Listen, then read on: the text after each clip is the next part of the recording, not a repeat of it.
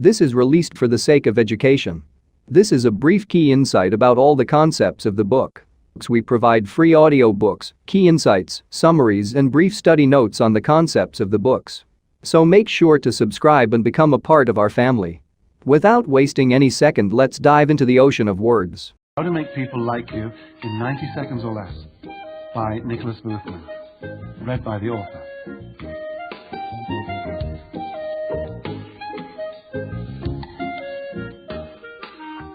Preface. The secret of success is not very hard to figure out. The better you are at connecting with other people, the better the quality of your life. I first discovered the secrets of getting along with people during my career as a fashion and advertising photographer. Whether it was working with a single model for a page in Vogue or 400 people aboard a ship to promote a Norwegian cruise line, it was obvious that for me, photography was more about clicking with people than about clicking with a camera. What's more, it didn't matter if the shoot was taking place in the lobby of the Ritz Hotel in San Francisco or a ramshackle hut on the side of a mountain in Africa. The principles for establishing rapport were universal. For as long as I can remember, I found it easy to get along with people. Could it be a gift? Is there such a thing as a natural talent for getting along with people, or is it something we learn along the way? And if it can be learnt, can it be taught? I decided to find out. I knew from 25 years of shooting still photographs for magazines all over the world that attitude and body language are paramount to creating a strong visual impression. Magazine ads have less than 2 seconds to capture the reader's attention. I was also aware that there's a way of using body language and voice tone to make perfect strangers feel comfortable and cooperative. My third realization was that a few well-chosen words could evoke expression, mood, and action in almost any subject. With these insights under my belt, I decided to look a little deeper. Why is it easier to get on with some people than others? Why can I have an interesting conversation with a person I've just met, while someone else might dismiss the same person as boring or threatening? Clearly, something must be happening on a level beyond our conscious awareness, but what is it? It was at this point in my quest that I came across the early work of Drs. Richard Bandler and John Grinder at UC Santa Cruz in a subject with the unwieldy name of Neuro-Linguistic Programming, or NLP for short. Many of the things I've been doing intuitively as a photographer, these two men and their colleagues had documented and analyzed as the art and science of personal excellence. Among a fountain of new insights, they reveal that everyone has a favorite sense. Find this sense and you have the key to unlock a person's heart and mind. As my new path became clearer, I set aside my cameras and resolved to focus on how people work on the inside as well as how they look on the outside. Over the next few years, I studied with Dr. Bandler in London and New York and earned my license as a master practitioner of Neuro-Linguistic Programming. I studied irresistible language patterns in the United States and Canada and England and delved into everything to do with the brain's part in human connectivity. I worked with actors, comedians, and drama teachers in America and storytellers in Africa to adapt improvisational drills into exercises that enhance conversation skills. Since then, I've gone on to give seminars and talks all over the world, working with all kinds of groups and individuals, from sales teams to teachers, from leaders of organizations who thought they knew it all to children so shy that people thought they were dim-witted. And one thing became very clear. Making people like you in 90 seconds or less is a skill that can be taught to anyone in a natural and easy way. Over and over I've been told, Nick, this is amazing, why don't you write it down? Well, I listened. I have, and here it is.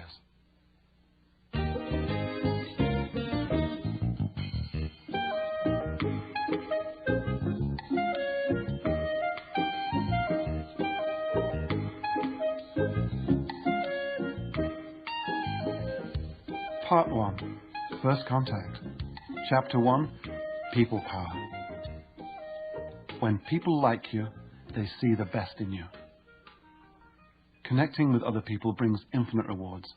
And whether it's landing the job, winning the promotion, gaining the sale, charming a new partner, electrifying your audience, or passing inspection by the future in-laws, if people like you, they see the best in you. The welcome mat is out and a connection is yours for the making. Other people are your greatest resource. They give birth to you, they feed you, dress you, provide you with money, make you laugh and cry, they comfort you, heal you, invest your money, service your car, and bury you. We can't live without them. We can't even die without them. Connecting is what our ancestors were doing thousands of years ago when they gathered around the fire to eat woolly mammoth steaks or stitch together the latest animal hide fashions. It's what we do when we hold quilting bees or golf tournaments, conferences and yard sales.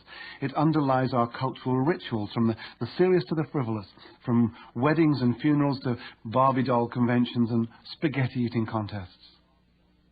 Even the most antisocial of artists and poets, who spend long, cranky months painting in a studio or composing in a cubicle off their bedroom, are usually hoping that through their creations they will eventually connect with the public. And connection lies at the very heart of those three pillars of our democratic civilization: government, religion, and television. Yes, television.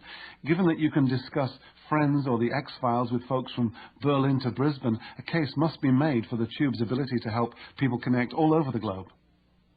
Thousands of people impact all aspects of our life, be it the weatherman at the TV studio in a neighbouring city, or the technician at the phone company across the continent, or the woman in Tobago who picks the mangoes for your fruit salad.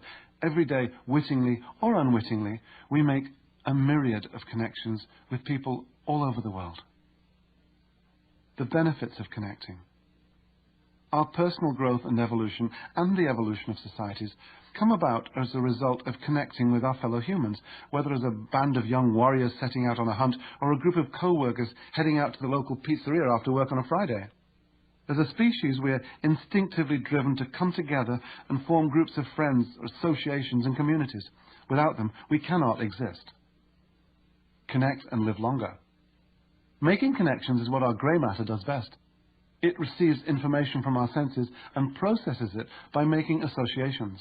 The brain delights in and learns from these associations. It grows and flourishes when it's making connections. People do the same thing. It's a scientific fact that people who connect live longer. In their gem of a book, Keep Your Brain Alive, Lawrence Katz and Manning Rubin quote studies by the MacArthur Foundation and the International Longevity Center in New York and at the University of Southern California. These studies show that people who stay socially and physically active have longer lifespans. This doesn't mean hanging out with the same old crowd and pedaling around on an exercise bike. It means getting out there and making new friends. When you make new connections in the outside world, you make new connections in the inside world, in your brain. This keeps you young and alert. Edward Halliwell, in his very savvy book, Connect, cites the 1979 Alameda County study by Dr. Lisa Berkman of the Harvard School of Health Sciences. Dr. Berkman and her team carefully looked at 7,000 people aged 35 to 65 over a period of 9 years. Their study concluded that people who lack social and community ties are almost 3 times more likely to die of medical illness than those who have more extensive contacts. And all this independent of socio-economic status and health practices like smoking, consuming alcohol, obesity, or physical activity. Connect and get cooperation. Other people can help you take care of your needs and desires. Whatever it is you need in this life, romance, a dream job, a ticket to the Rose Bowl, the chances are pretty high that you'll need someone else's help to get it. If people like you, they'll see the best in you, and they'll be disposed to give you their time and their efforts. And the better the quality of the rapport you have with them, the higher the level of their cooperation. Connect and feel safe. Connecting is good for the community. After all, a community is the combination of a lot of connections, common beliefs, achievements, values, interests, and geography. Rome wasn't built in a day, and neither was Detroit. 3,000 years ago, in what today we call Rome, Indo-Europeans connected to hunt, survive, and generally look out for one another. 300 years ago, a French fur trader turned up to create a safe haven for his business. He started making connections, and pretty soon Detroit was born. We have a basic physical need for other people. There are shared mutual benefits in a community, so we look out for each other. A connected community provides its members with strength and safety. When we feel strong and safe, we can put our energy into evolving socially, culturally, and spiritually. Connect and feel love. Finally, we benefit from each other emotionally. We are not closed, self-regulating systems, but open loops, regulated, disciplined, encouraged, reprimanded, supported, and validated by the emotional feedback we receive from others. From time to time, we meet someone who influences our emotions and vital body rhythms in such a pleasurable way that we call it love. But be it through body language, gestures, facial expressions, tone of voice, or words alone, other people make our hard times more bearable and our good times much sweeter. We use the emotional input from other humans as much as we do the air we breathe and the food we eat. Deprive us of emotional and physical contact, and we will wither and die just as surely as if we were deprived of food. That's why we hear stories of children in orphanages in other parts of the world who grow sickly and weak despite being adequately fed and clothed. People with autism may desire emotional and physical contact, but can languish because they're hindered by their lack of social skills.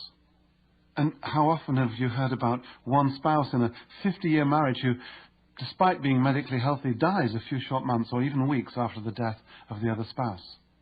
Food and shelter aren't enough. We need each other, and we need love. Face-to-face. The internet has been touted as the ultimate tool for bringing people together into shared communities of interest. And it's true if you're searching for other teddy bear collectors in Toledo or mud wrestlers in Minsk. You may find them on the web. For people who are housebound because of disabilities or illness, the web can also be a godsend.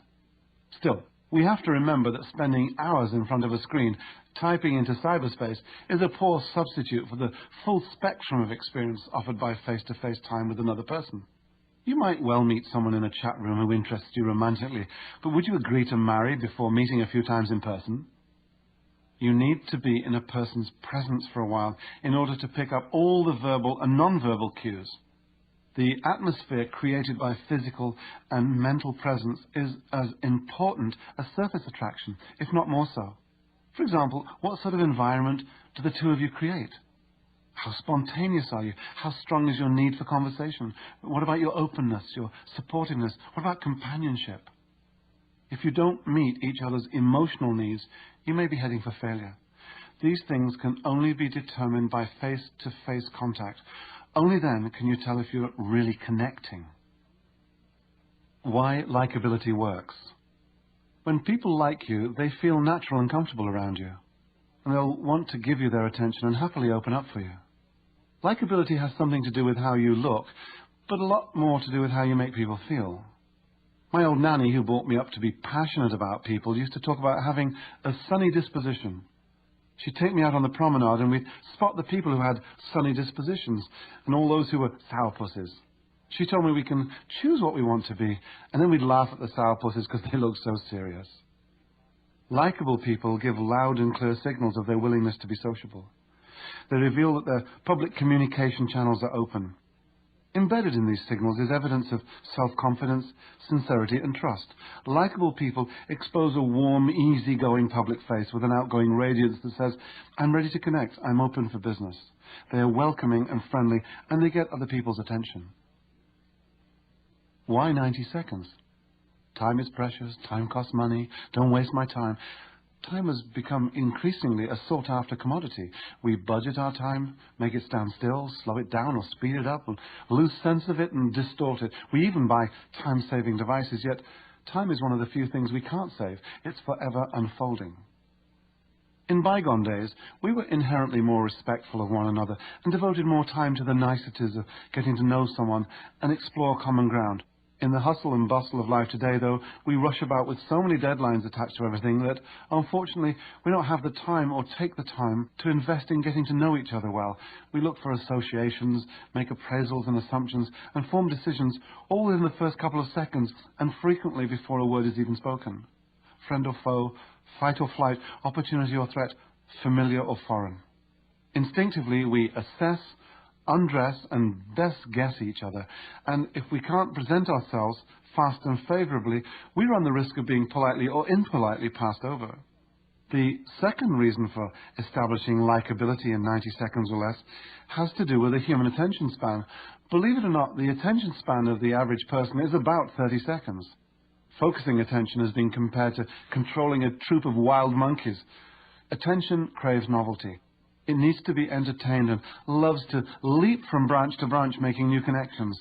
If there is nothing fresh and exciting for it to focus on, it becomes distracted and wanders off in search of something more compelling, deadlines, football or world peace.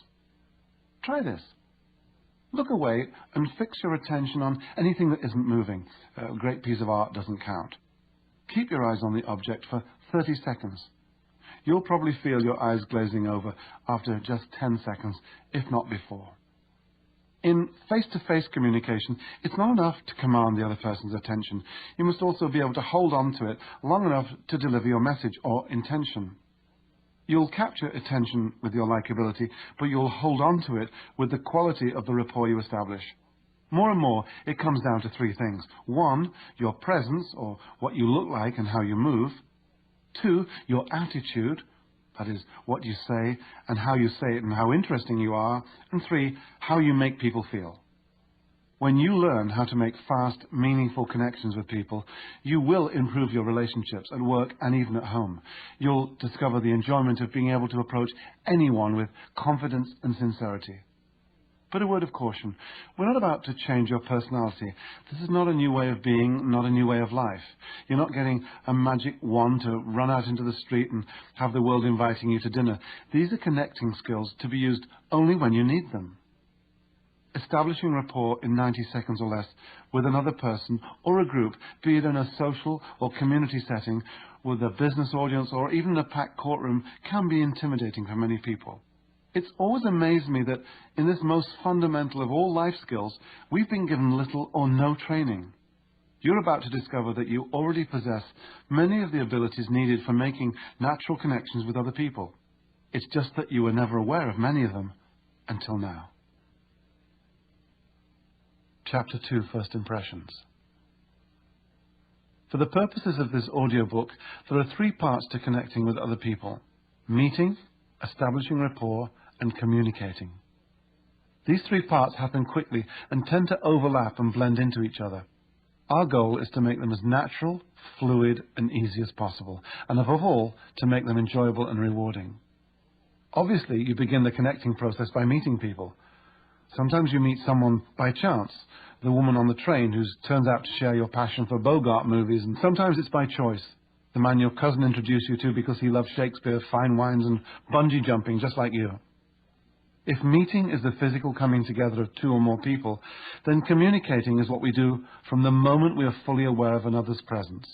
And between these 2 events, meeting and communicating, lies the 90-second land of rapport that links them together. The meeting.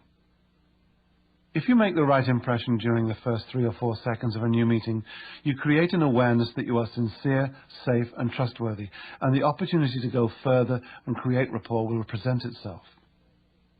The greeting. We call the first few seconds of contact the greeting.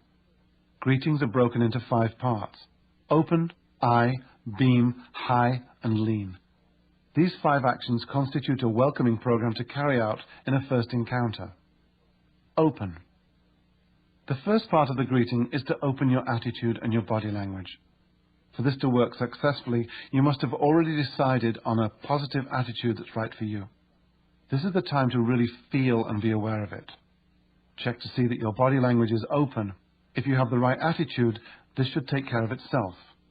Keep your heart aimed directly at the person you're meeting. Don't cover your heart with your hands or your arms, and, when possible, unbutton your jacket or coat. Eye. The second part of the greeting involves your eyes. Be first with the eye contact. Look this new person directly in the eye. Let your eyes reflect your positive attitude. To state the obvious, eye contact is real contact. Get used to really looking at other people's eyes. When you're watching TV one evening, note the eye color of as many people as possible, and say the name of the color to yourself. The next day, do the same with every person you meet, looking him or her straight in the eye. Beam, or smile. This part is closely related to eye contact. Beam, be the first to smile. Let your smile reflect your attitude. Now, you've gained the other person's attention through your open body language, your eye contact, and your beaming smile. What that person is picking up subconsciously is an impression not of some grinning, gawking fool, though you may briefly fear you'll look that way, but of someone who is completely sincere. Hi. Whether it's hi or hello or even yo, say it with pleasing tonality and attach your own name to it. Hi, I'm Nick. As with the smile and the eye contact, be the first to identify yourself. It's at this point, and with only a few seconds, that you're in a position to gather tons of free information about the person you're meeting. Information that you can put to good use later in your conversation. Take the lead, extend your hand to the other person, and if it's convenient, find a way to say his or her name 2 or 3 times to help fix it in memory. Not Glenda, Glenda, Glenda, nice to meet you, but Glenda, great to meet you, Glenda. As you'll see in Chapter 7, this will be followed by your occasion-location statement. Lean. The final part of introducing yourself is lean. This action can be an almost imperceptible forward tilt to very subtly indicate your interest and openness as you begin to synchronize the person you've just met. The handshake. Handshakes run the gamut from the strong, sturdy bone crusher to the wet noodle. Both are memorable, once shaken, twice shy in some cases. Certain expectations accompany a handshake. It should be firm and respectful, as if you were ringing a handbell for room service. Deviate from these expectations and the other person will scramble to make sense of what's happening. There is a feeling that something's wrong, like hot water coming out of the cold tap. The brain hates confusion, and when faced with it, the first instinct is to withdraw. The hands-free handshake is a handshake without the hand, and it's a powerful tool. Just do everything you do during a normal handshake, but without using your hand. Point your heart at the other person and say hello. Light up your eyes and smile, and give off the same special energy that usually accompanies the full-blown handshake. Incidentally, the hands-free handshake works wonders in presentations when you want to establish rapport with a group or audience. It has terrific energy to it. An exercise in greeting. Firing energy. This is one of the most powerful exercises we do in my seminars, but even without supervision, you can turn it into a force to be reckoned with. Ideally, you'll need a partner to work with. Stand about 8 feet apart, facing each other like 2 gunfighters in a cowboy movie. As you say hi, clap your hands together and slide your right hand off and past the other in the direction of your partner. Gather up all the energy you can through your body and store it in your heart. Then clap the energy on through your right hand, the one you use in a handshake, straight into the other person's heart. This is a long explanation for something that takes no more than 2 seconds, but when all 6 channels, body, heart, eyes, smile, clap, and voice and your breath are fired at the person in a rapid flash, there is a vast transfer of energy. Immediately after receiving the energy, your partner should fire it back at you in the same way. Continue, taking turns, firing energy at each other fast and focused. Be sure to make contact with all 6 channels at once. Practice on each other for 2 minutes. Now the real fun begins. You're going to start firing different qualities of energy. Logic or head energy, communication or throat energy, love or heart energy, power, solar plexus energy, and sexual energy. You've already fired love-heart energy, that is, you've fired at the heart of the other person. Now do the same head-to-head instead of heart-to-heart. Keep firing head or logic energy at each other. Aim the energy from your clap at the other person's head until you both agree that you can feel and differentiate it from the love or heart energy. After 2 or 3 minutes back and forth, try the other regions. Fire energy from your throat to the other person's throat and then back. From your solar plexus to the other person's solar plexus and back. It gets even better. Figure out which kind of energy you want to send. Don't tell them what it is. Now greet your partner, shake hands, say hi, and fire. Your partner must identify the kind of energy he or she is receiving, be it from the head, the heart, the solar plexus. Take turns. Practice and practice until your body language becomes subtle and almost imperceptible. Now go out and try it on the people you meet. Fire energy when you say hi to someone at a supermarket, or to your waiter in the cafe, to your sister-in-law, or the guy who fixes the photocopier in your office.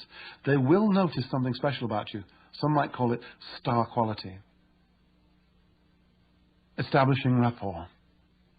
Rapport is the establishment of common ground, of a comfort zone where 2 or more people can mentally join together.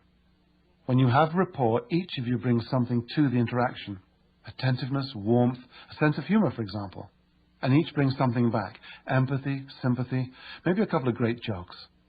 Rapport is the lubricant that allows social exchanges to flow smoothly. The prize, when you achieve rapport, is the other person's positive acceptance. This response won't be in so many words, but it will signal something like this. I know I just met you, but I like you, so I will trust you with my attention. Sometimes rapport just happens all by itself, as if by chance. Sometimes you have to give it a hand. Get it right, and the communication can begin. Get it wrong, and you'll have to bargain for attention. As you meet and greet new people, your ability to establish rapport will depend on 4 things. Attitude, your ability to synchronize certain aspects of behavior like body language and voice tone, your conversation skills, and your ability to discover which sense, visual, auditory, or kinesthetic, the other person relies on most. Once you become adept in these 4 areas, you'll quickly be able to connect and establish rapport with anyone, anytime you choose. Keep listening, and you'll discover that it's possible to speed up the process of feeling comfortable with a stranger by quantum leaping the usual familiarization rituals and going straight into the routines that people who like each other do naturally. In virtually no time at all, you'll be getting along as if you've known each other for ages. Many of my students report that when achieving rapport becomes second nature, they find people asking, "Are you sure we haven't met before?" I know the feeling, it happens to me all the time. And it's not just people asking me the questions. I'm convinced that half the people I meet I've met before. That's the way it goes when you move easily into another person's map of the world. It's a wonderful feeling. Communicating. Everyone seems to have a different sense of the word communication. The definitions usually go something like this. It's an exchange of information between 2 or more people. It's getting your message across. It's being understood.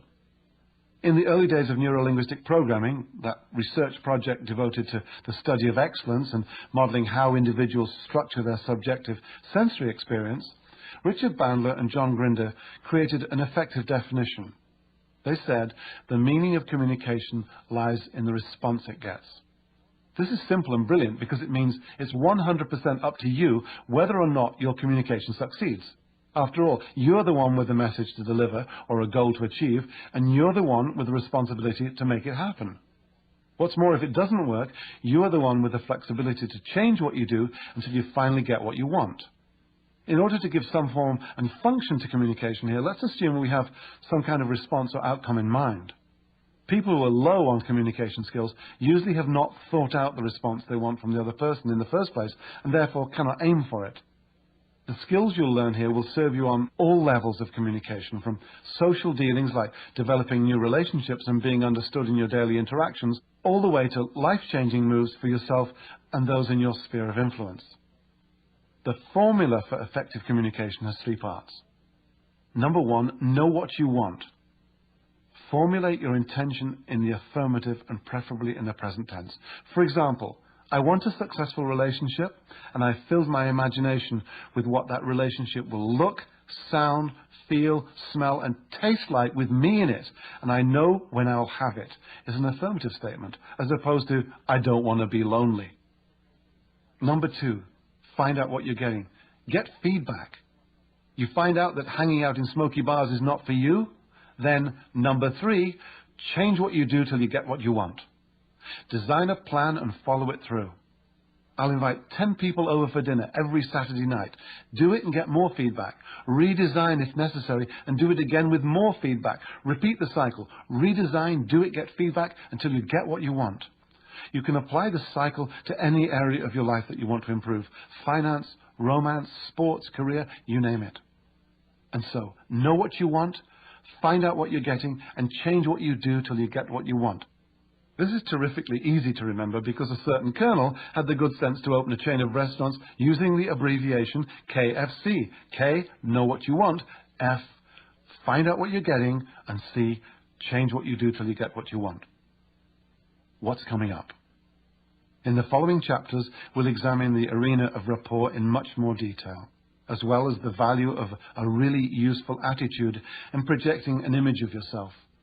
You'll learn what happens at first sight on the surface and below the surface, and the importance of having your body language, your voice tone, and your words be congruent, or all saying the same thing. No cross signals, no mixed messages, no confusion. You'll discover how your body language appeals to some but not to others, and how by making a few adjustments to your own movements, you can positively affect the way people feel about you. Then we'll delve into the warm and welcoming world of synchrony. You'll learn how to align yourself with the signals other people send you so that they will feel a natural familiarity and comfort around you. We'll also discuss the massive importance of voice tone and how it influences the moods and emotions we want to convey. A whole chapter is devoted to starting and maintaining sparkling conversation. We'll explore all the ways to open people up and avoid closing them down. We'll also deal with compliments, obtaining free information, and being memorable. And finally, we'll go even deeper, down to the very core of the human psyche. The astonishing truth is that although we navigate the world through our 5 senses, each of us has one sense that we rely on more than the other 4. I'll show you how people are giving off clues about their favorite sense all the time, and how you can move on to the same sensory wavelength as theirs.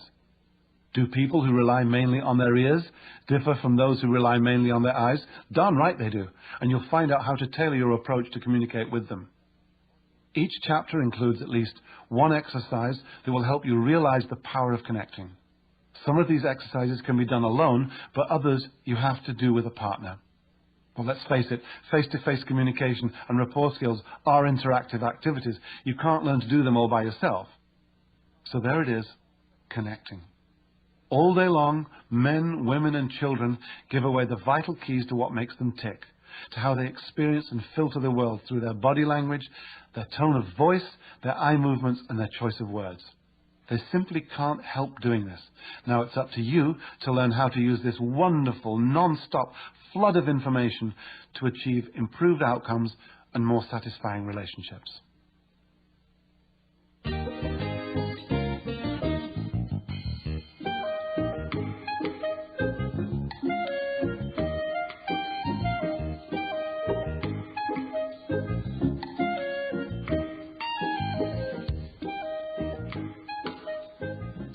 Part 2. The 90-second land of rapport. Chapter 3. There's something about this person I really like. Whether you're trying to make a sale, get a date, or wangle out of a traffic ticket, you need to establish rapport. Sometimes rapport just happens naturally, and you have no clue why. The job gets done, the conversation flows, the cop tears up the ticket. But how often have you found yourself in a situation where, no matter how hard you try, you just can't seem to connect with another person? And it makes no sense. After all, you know you're a fine, decent human being. Maybe you're even a fabulous, wildly attractive human being. But no matter what you say or do, you don't establish rapport and you can't connect. You're not alone. Being a decent sort is not enough to guarantee good rapport with another person. In the dictionary, rapport is defined as sympathetic communication. In our interpersonal communications, we go through certain routines when we first meet a new person. If these routines work out and rapport is established, we can begin to deliver our communication with some certainty it will be accepted and given serious consideration. Serious consideration is vital because the fundamental outcome of rapport is the perception of credibility, which in turn will lead to mutual trust. If credibility is not established, the messenger and not the message may become the focus of attention, and that attention will harbor discomfort. But when we experience the world through the same eyes, the same ears, and the same feelings as other people, we are so bonded or synchronized with them that they can't help but know we understand them. This means being so much like them that they trust and feel comfortable with us, that they say to themselves subconsciously, I don't know what it is about this person, but there's something I really like. Research has shown that we have approximately 90 seconds to make a favorable impression when we first meet someone. What happens in those 90 seconds can determine whether we succeed or fail in achieving rapport. In fact, frequently, we have much less than 90 seconds. Natural rapport. Attraction is present everywhere in the universe. Whether you want to call it magnetism, polarity, electricity, thought, intelligence, or charisma, it's still attraction, and it invests everything, animal, vegetable, or mineral. We form synchronized partnerships naturally, and although they are hardly noticeable to some, they're quite tangible to others. We've always relied on emotional contact and signals from our parents, peers, teachers, and friends to guide us through our lives. We are influenced by their emotional feedback, their gestures, and their way of doing things. When your mother or father sat a certain way, you'd do the same. If a cool friend or a movie star walks a certain way, you might find yourself adopting a similar gait. We learn by aligning ourselves with the signals other people send us. They impress their way of being on us, and we synchronize what we like about them. People with common interests have natural rapport. The reason you get along so well with your close friends is that you have similar interests, similar opinions, and maybe even similar ways of doing things. Sure, you'll often find plenty to differ on and argue about, but essentially, you're very much like each other. We human beings are social animals. We live in communities. It's far more normal and even logical for people to get along with one another than it is for them to argue, fight, and not get along.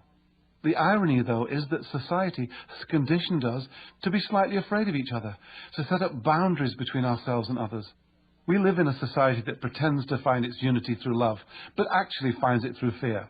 The media scare us half to death with headlines and advertisements, continually telling us of earthquakes and airplane crashes, and asking us if we've got enough insurance, are we too fat, too thin, too old, too daft, too ugly? Does the smoke detector work? And what about those high funeral expenses? Natural rapport is a prime requirement for our sanity, our evolution, and indeed our survival. Rapport by chance. Perhaps you've travelled abroad to a country where people don't speak your language and you don't understand theirs. You feel a little uncomfortable, even suspicious when you can't be understood. Then suddenly you meet someone from your own country, maybe your own state. This person speaks your language and whammo, you've got a new best friend, at least for your vacation. You might share experiences, opinions, insights, where to find the best restaurant and bargains. You will doubtless exchange personal information about family and work. All this and much more because you share a language. That's rapport by chance. Maybe your enthusiasm will lead you to continue that friendship after returning home, only to discover that apart from language and location, the two of you have nothing in common, and the relationship fizzles out all by itself. This isn't limited to language and geography. Chance encounters happen on almost a daily basis to all of us, at work, in the supermarket, at the laundromat, or at the bus stop. The key to establishing rapport with strangers is to learn how to become like them for a very short time. Fortunately, this is both very simple and a lot of fun to do. It also allows you to look on each new encounter as a game, a puzzle, a joy. Rapport by design. When the interests or the behavior of two or more people are synchronized, these people are said to be in rapport. As we already know, rapport can happen in response to a shared interest or when you find yourself in certain situations or circumstances. But when none of these conditions is present, there is a way to establish rapport by design, and that's what this book is about. Common ground. Mark is attending a formal dinner, 8 to a table. He hates coming to these events and, as usual, is stuck for words. He's beginning to get that squirmy feeling. He doesn't know anyone except for his accountant who's sitting at the other end of the banquet hall and making everyone laugh. Suddenly, the guest across from him, a young woman in a shiny blue dress who caught his eye a few moments ago, even though they hadn't spoken, tells the man on her left that she is an avid stamp collector, just like Mark. Mark is relieved and overjoyed because chance has given him an excuse to talk to her. They have something in common, stamps. Mark speaks up and tells Tanya all about his rare 1948 poached egg stamp and how he found it when his car broke down in Cortlandville in Upper New York State. With both elbows on the edge of the table and a finger poised gently on her cheek close to her ear, Tanya leans toward Mark. Her pupils dilate slightly as her shoulders become softer and more relaxed. Mark too leans forward on his elbows, smiling as Tanya smiles, nodding as she nods. She sips her water. He finds himself doing the same.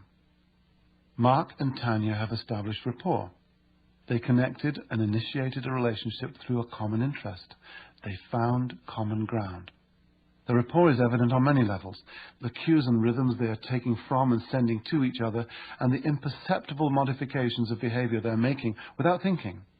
Their shared interest has given them proximity, and they are adjusting to one another. Who knows where it will lead? They like each other because they are like each other, and the dance of rapport has begun to calibrate itself.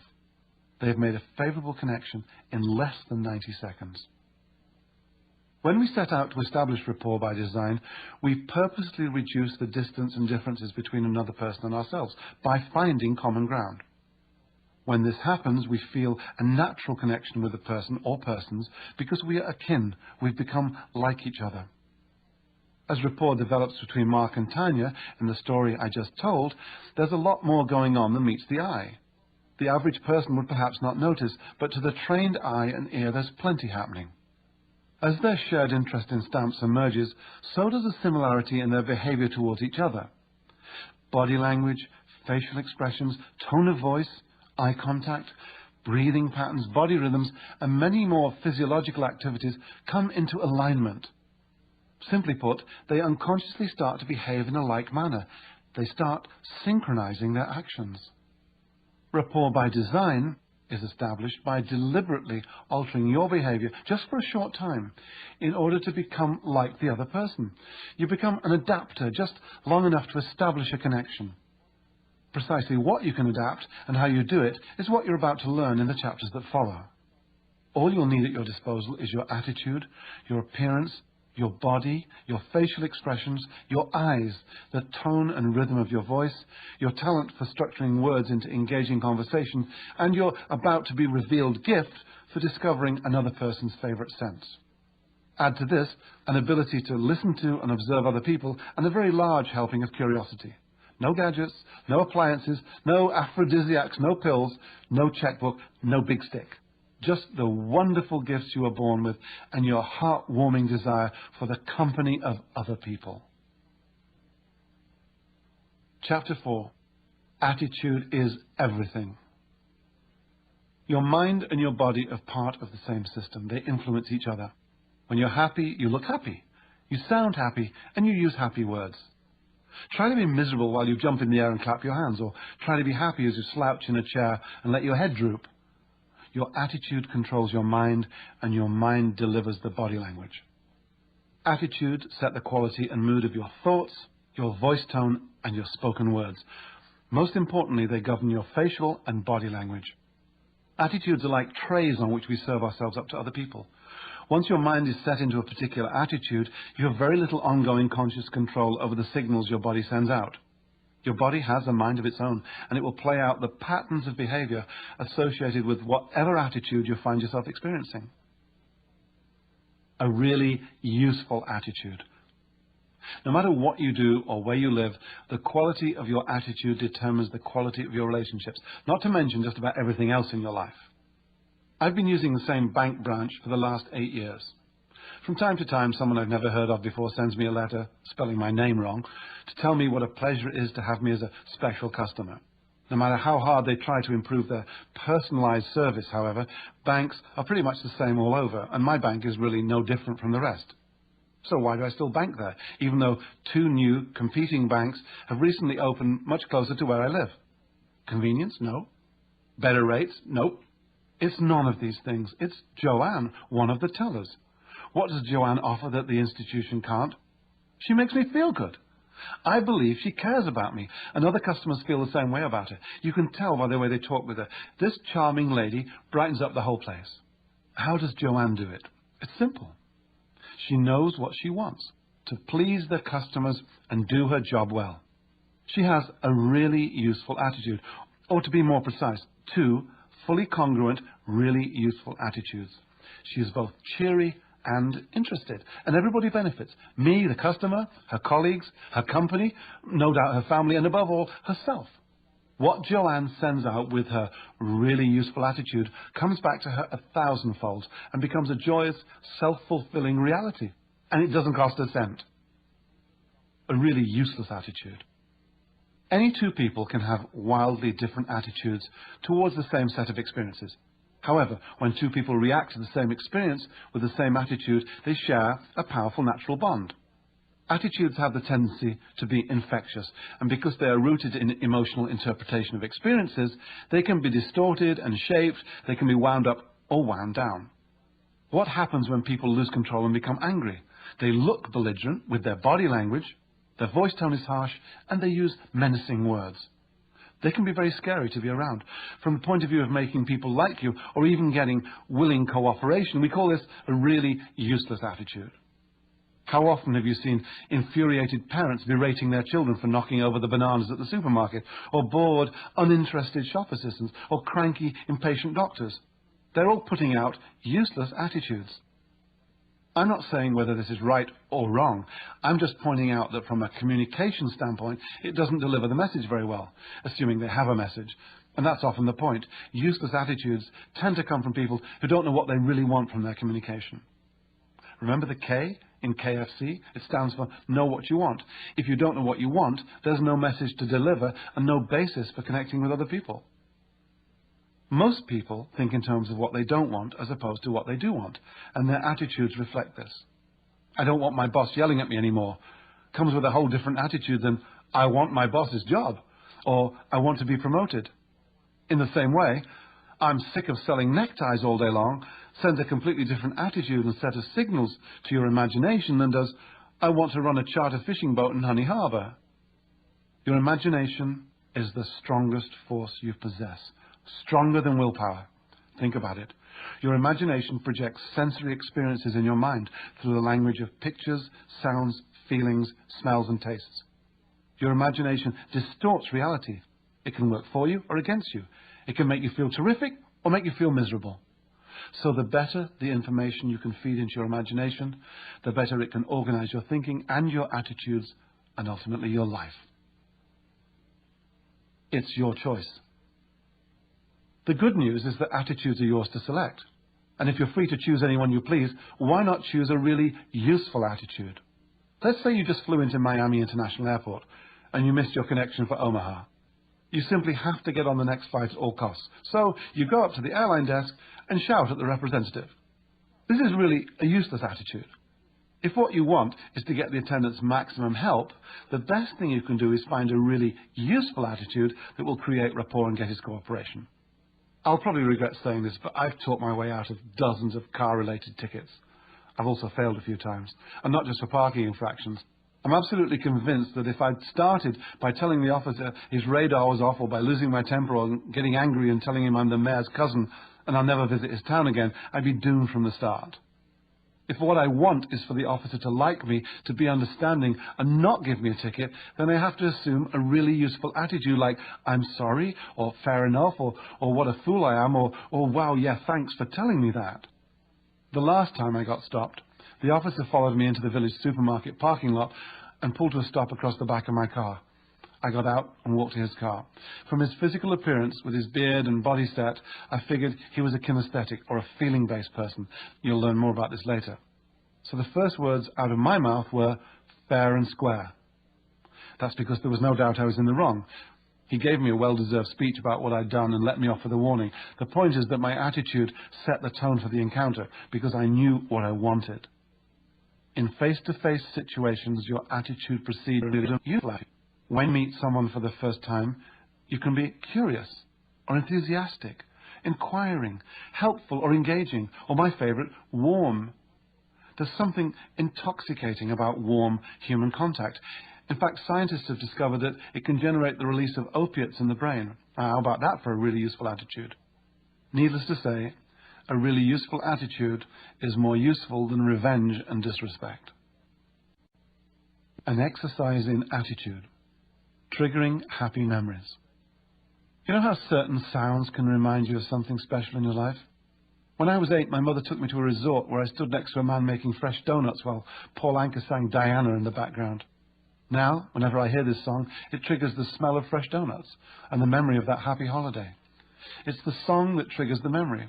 A trigger can be a sound or something visual. It can also be a feeling or action, and believe it or not, it can be as simple as a clenched fist. Follow these steps and you'll see what I mean. Use the hand you write with and clench your fist tightly. Then release it. Repeat the action a couple of times. This clenched fist will be your trigger. Now release it. To start with, pick a really useful attitude. One that you know will be useful when you first meet someone. It could be warm, confident, relaxed, obliging, curious, helpful, engaging, laid back, patient, welcoming, interested, whatever suits you. but it must be one that you've experienced at some time in your life and can recall on demand. Find a comfortable spot, quiet and not too bright, where you won't be disturbed for a few minutes.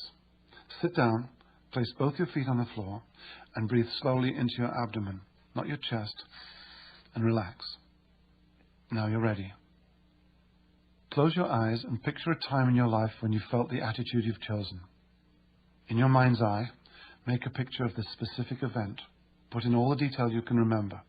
What was in the foreground and the background? Is the picture sharp? Is it fuzzy? Is it black and white or color? Is it large or small? Take your time. Make it as real as you can. That's right. Now step into that picture and look out through your own eyes and take note of what you see. That's good.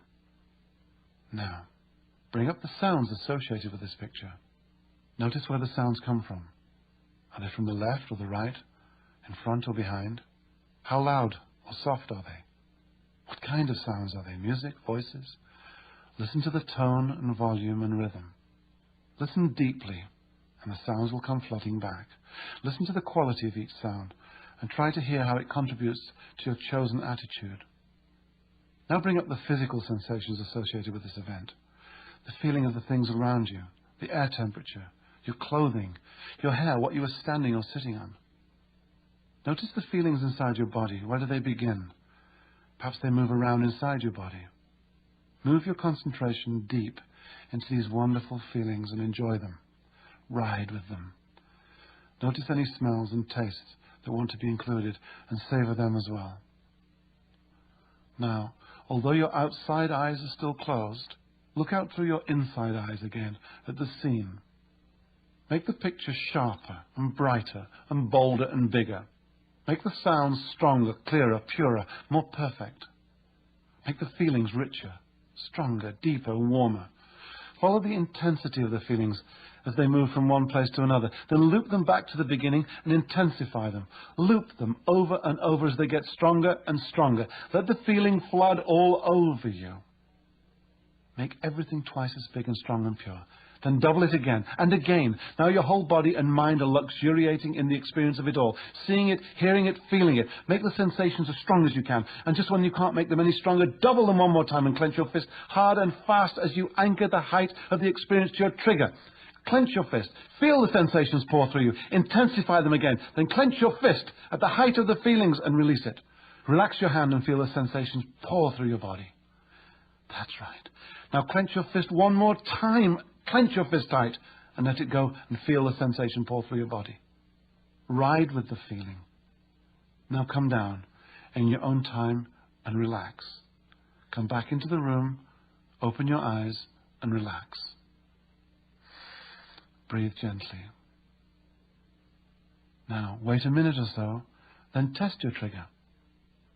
As you make a tight fist, notice the feelings rush into all your senses. Test it again after a couple of minutes. You're now ready to trigger this really useful attitude whenever you want.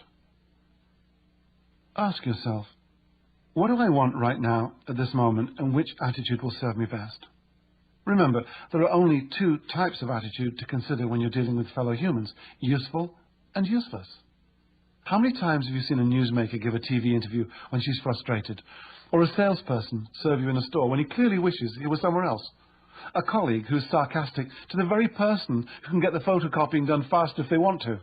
Or passengers being rude to the cab driver who's the only person with the means to get them to the church on time? These are all really useless attitudes. As far as communication is concerned, they are virtually guaranteed to fail. A really useful attitude is one of the major delivery vehicles of your likability factor, and it works like a charm. Your posture, your movements, your expressions will speak volumes about you before you even open your mouth. The sooner you know what you want and which is the most useful attitude to help you get it, the sooner your body language and your voice and your words will change to help you get it. The conclusion's obvious. People who know what they want tend to get it because they're focused and positive, and this is reflected outward and inward in their attitude.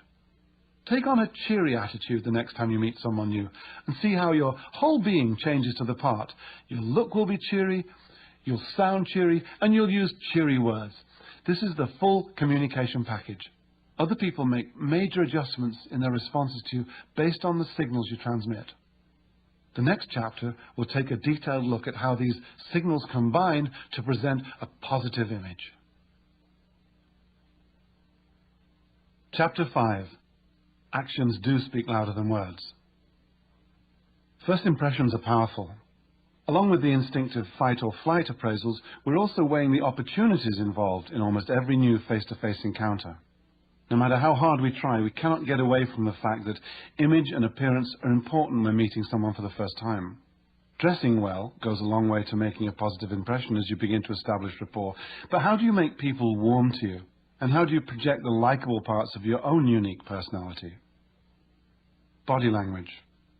Your body language, which includes your posture, your expressions, and your gestures, accounts for more than 1/2 of what other people respond to and make assumptions about.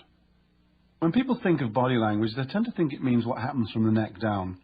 But much of what we communicate to others and what they make assumptions about comes from the neck up. Facial gestures and nods and tilts of the head have a vocabulary that equals or exceeds that of the body from the neck down. The signals we send with our bodies are rich with meaning and global in their scope. Some of them are hardwired into us at birth, and others are picked up from our society and our culture.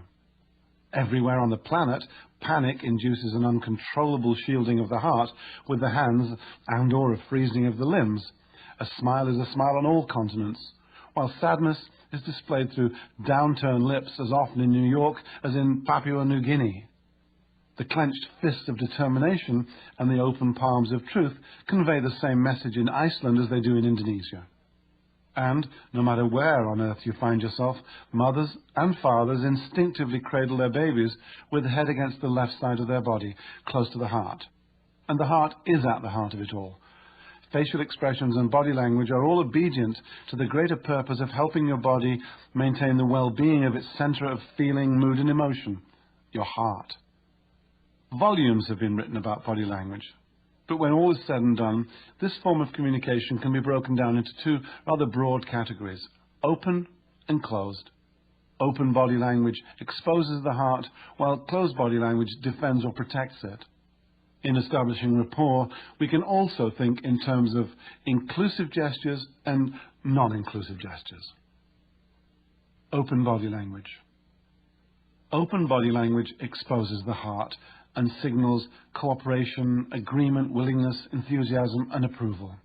These gestures are meant to be seen, they show trust, and they say yes. Your body doesn't know how to lie. Unconsciously, with no directions from you, it transmits your thoughts and feelings in a language of its own to the bodies of other people, and these bodies understand the language perfectly. Any contradictions in the language can interrupt the development of rapport. In his classic work, How to Read a Person Like a Book, Gerard Nierenberg explains the value of open gestures. These gestures include open hands and uncrossed arms, as well as the occasional subtle movements towards the other person that say, "I'm with you," and shows acceptance. An open coat or jacket, for example, both literally and symbolically exposes the heart. When used together, such gestures say, "Things are going well." Positive, open-body gestures reach out to others. These gestures are generally slow and deliberate. When an open person makes contact with the heart of another person, a strong connection is made and trust becomes possible. You know the feeling of a good hug or a heart-to-heart talk. So, when you meet someone new, immediately point your heart warmly at that person's heart. There is absolute magic in this. Other common open gestures include standing with your hands on your hips and your feet apart, a stance that shows enthusiasm and willingness, or moving forward in your chair. Leaning forward shows interest, and uncrossing your arms and legs signals you are open to suggestions. Closed body language. Defensiveness is shown through gestures that protect the body and defend the heart. These gestures suggest resistance, frustration, anxiety, stubbornness, nervousness, and impatience. They are negative gestures and they say no. Crossed arms are common to all manifestations of defensiveness. They hide the heart and defend one's feelings. Although you can be relatively relaxed with your arms crossed, the difference between a relaxed crossed arm position and a defensive crossed arms position is the accompanying gestures. For example, are your arms loosely folded or pressed close to your body? Are your hands clenched or open? Defensive gestures are often fast and evasive and beyond your conscious control. Your body has a mind of its own and is ruled by your attitude, useful or useless. In addition to crossed arms, the most obvious defensive gestures are avoiding eye contact with the other person and turning your body sideways. Fidgeting is another negative gesture which can also show impatience or nervousness.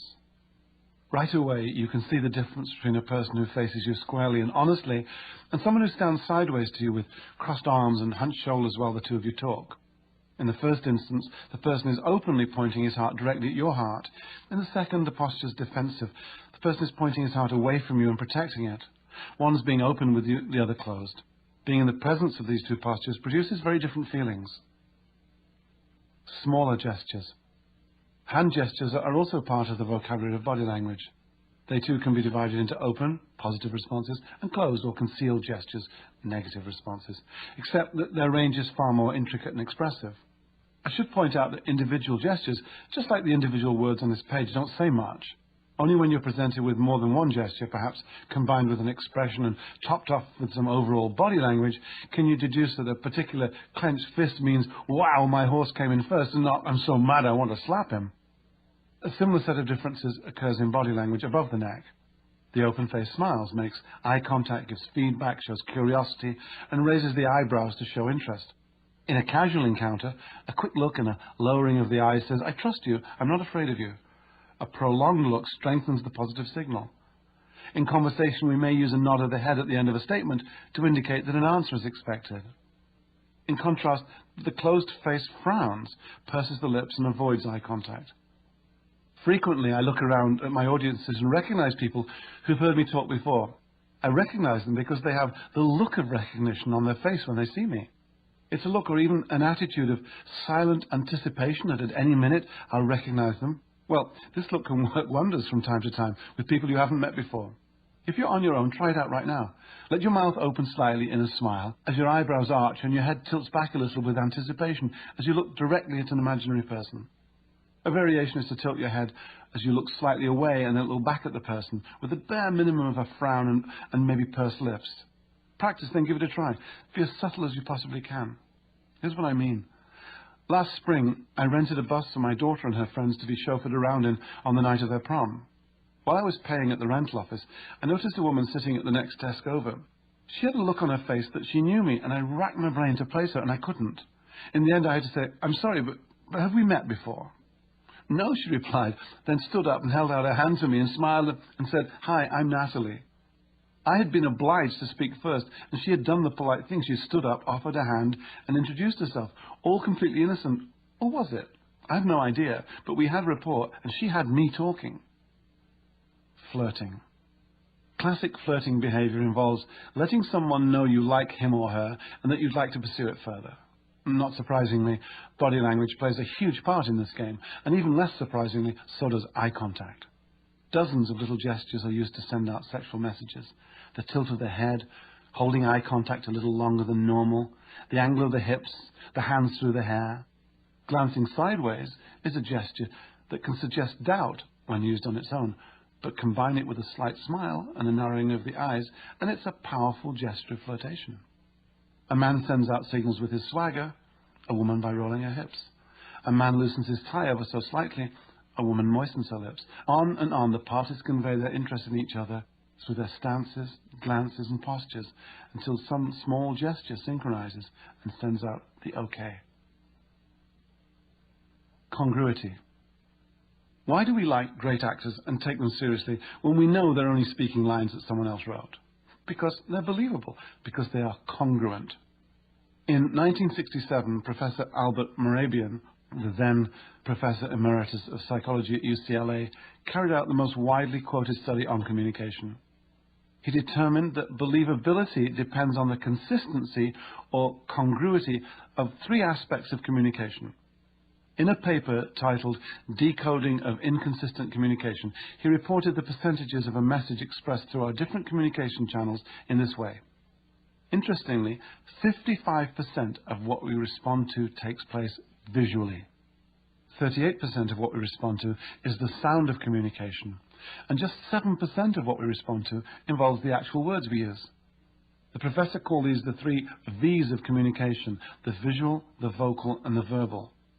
And to be believable, they must all give out the same message. This is at the very foundation of rapport by design. Over 1/2 of all communication is nonverbal. It is the look of the communication, our body language, that counts the most. The way we act, dress, the way we move, gesture, and so on. Need proof? Think of the last time you were with someone who stood with her arms crossed, tapping her foot and looking annoyed, and then huffed the words, "I'm fine." Which clues did you believe? The words or the body language and the tone of voice? Physical messages often send out a much louder message than spoken words. Since 55% of your communication occurs as body language, see how easy it is, whether consciously or not, to either signal openness or defensive to another person by means of your body language. Gestures, rather than words, are the true indicators of your instinctive reactions. If you want others to believe that you can be trusted, you must be congruent. Your spoken language and your body language must say the same thing. If they don't, the other person's body will signal its discomfort to your body. In response to this communication, your body will signal to your brain by mixing up a chemical cocktail that corresponds to the discomfort that the other person is feeling. Then you'll both be uncomfortable, and rapport will be that much harder to achieve. When they notice a discrepancy between your words and gestures, other people will believe the gestures and react accordingly. Mixed messages. Rosa, a waitress, folds up the ad she's torn from a newspaper, clears off the table where her new computer will sit, and leaves her apartment. At the electronics store, as Rosa hovers over the latest desktop model from Megahype, a young salesman notices the ad in her hand and wanders over to her. He unbuttons his jacket, spreads his hands out, slightly palms up, and looks her in the eye. "I see you found it already," he says with a smile. "Hi, my name's Tony." For the next 10 minutes, a relaxed and sincere Tony talks to Rosa. He faces her with his hands exposed and leans forward from time to time as they discuss the features of the computer. Rosa listens with interest, her head tilted to one side and a hand on her cheek, as Tony offers to throw in $95 of extras and even agrees to eat the tax. Finally, stroking her chin as she forms a decision, Rosa nods. "Yeah," she says, "this is the model for me." "Great," says Tony, eagerly rubbing his palms together. "It'll take about 5 minutes to take it down and find some boxes." Rosa looks sideways at him and frowns. "You don't have a new one in a box?" "Well, that might be hard to find right now." Tony's hands become fists and he pops them into his pockets. "They're such an unbelievable deal, they've just been flying out of the store." He buttons up his jacket, shrugs his shoulders and laughs nervously. "Oh, so this is a demonstration model?" Rosa tilts her head, inquiring. "Just came on the floor this morning," Tony shoots back with an insincere smile. He folds his arms in front of his chest and turns himself sideways to her, pretending to be distracted by something going on in the TV department nearby. His voice falters and weakens as he says, "It has the same warranty as a new one." Rosa rubs the side of her nose in doubt. "Came on the floor this morning? Fine. Can I have that in writing?" Tony's back is turned to her as he leans over the monitor fiddling with the cables. Any excuse not to look at her. He catches a glimpse of himself in one of the wall mirrors. "Oh boy, what an idiot I am," he thinks. He bites his lip and turns back to face Rosa. But Rosa's gone.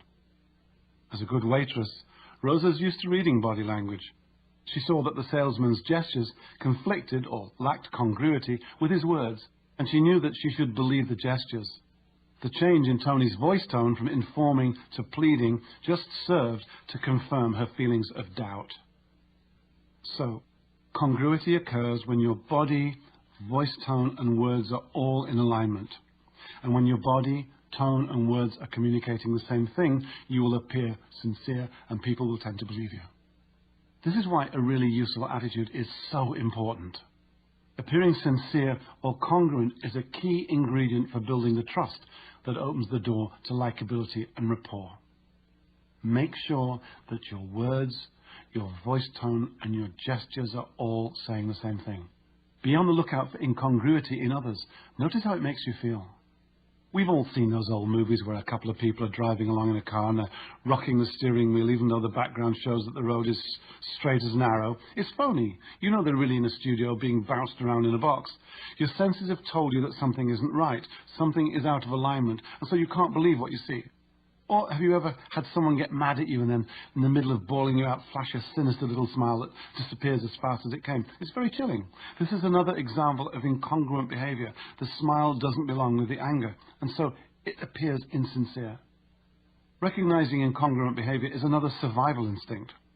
If you're on vacation and you're approached by a complete stranger who grins at you whilst he rubs his hands briskly together, licks his lips and says, "Good morning, how would you like to invest in the world's best timeshare deal?" the chances are you'll be on your guard. A quick congruence check is instinctive and is another reason why first impressions are paramount. Frequently, a person's emotions and intentions are misunderstood by those around them. For instance, a woman at one of my seminars discovered that she unconsciously used a tone of voice that was incongruent with her words. "No, I'm not confused, I'm interested," she would insist when tested. And again, "No, I'm not sad, I'm relaxed." This went on and on until she came to the verge of tears and said, "Now I know why my kids are always saying, 'Mom, how come you get mad at us all the time?' And I'm not mad at them, sometimes I'm just excited." The same woman also told us that her co-workers accused her of sarcasm, but that to her nothing could be further from the truth. In fact, sarcasm is simply words said with conflicting voice tone. It's structured so that the person on the receiving end will believe what's inferred by the tonality and not the words. Suppose you let your team down and somebody is heard to quip, "That was brilliant," with a tonality that communicates annoyance. It's a very different case when you score a fantastic goal and the same person is heard to say with excitement, "That was brilliant." An exercise in congruity. Words versus tone. Say each of the following phrases with different tonality. With anger, then boredom, surprise, and flirtatiousness. Notice how your body language, facial expressions, and breathing combine to alter your emotional state. I'll do the first one. It's late. If I say it with anger, it's late. With boredom, it's late. Surprise, it's late. Flirtatiousness, it's late. Here are 3 more for you to try. I've had enough. Look at me. And where were you born? To check your tonality, find a friend and say 1 or 2 of these phrases. See if your friend can tell you which of the 4 feelings you're expressing. If it's not obvious, keep working at it until it is clear. Congruity then has one unshakable rule, and it's this. If your gestures, your voice tone, and your words do not say the same thing, people will believe the gestures.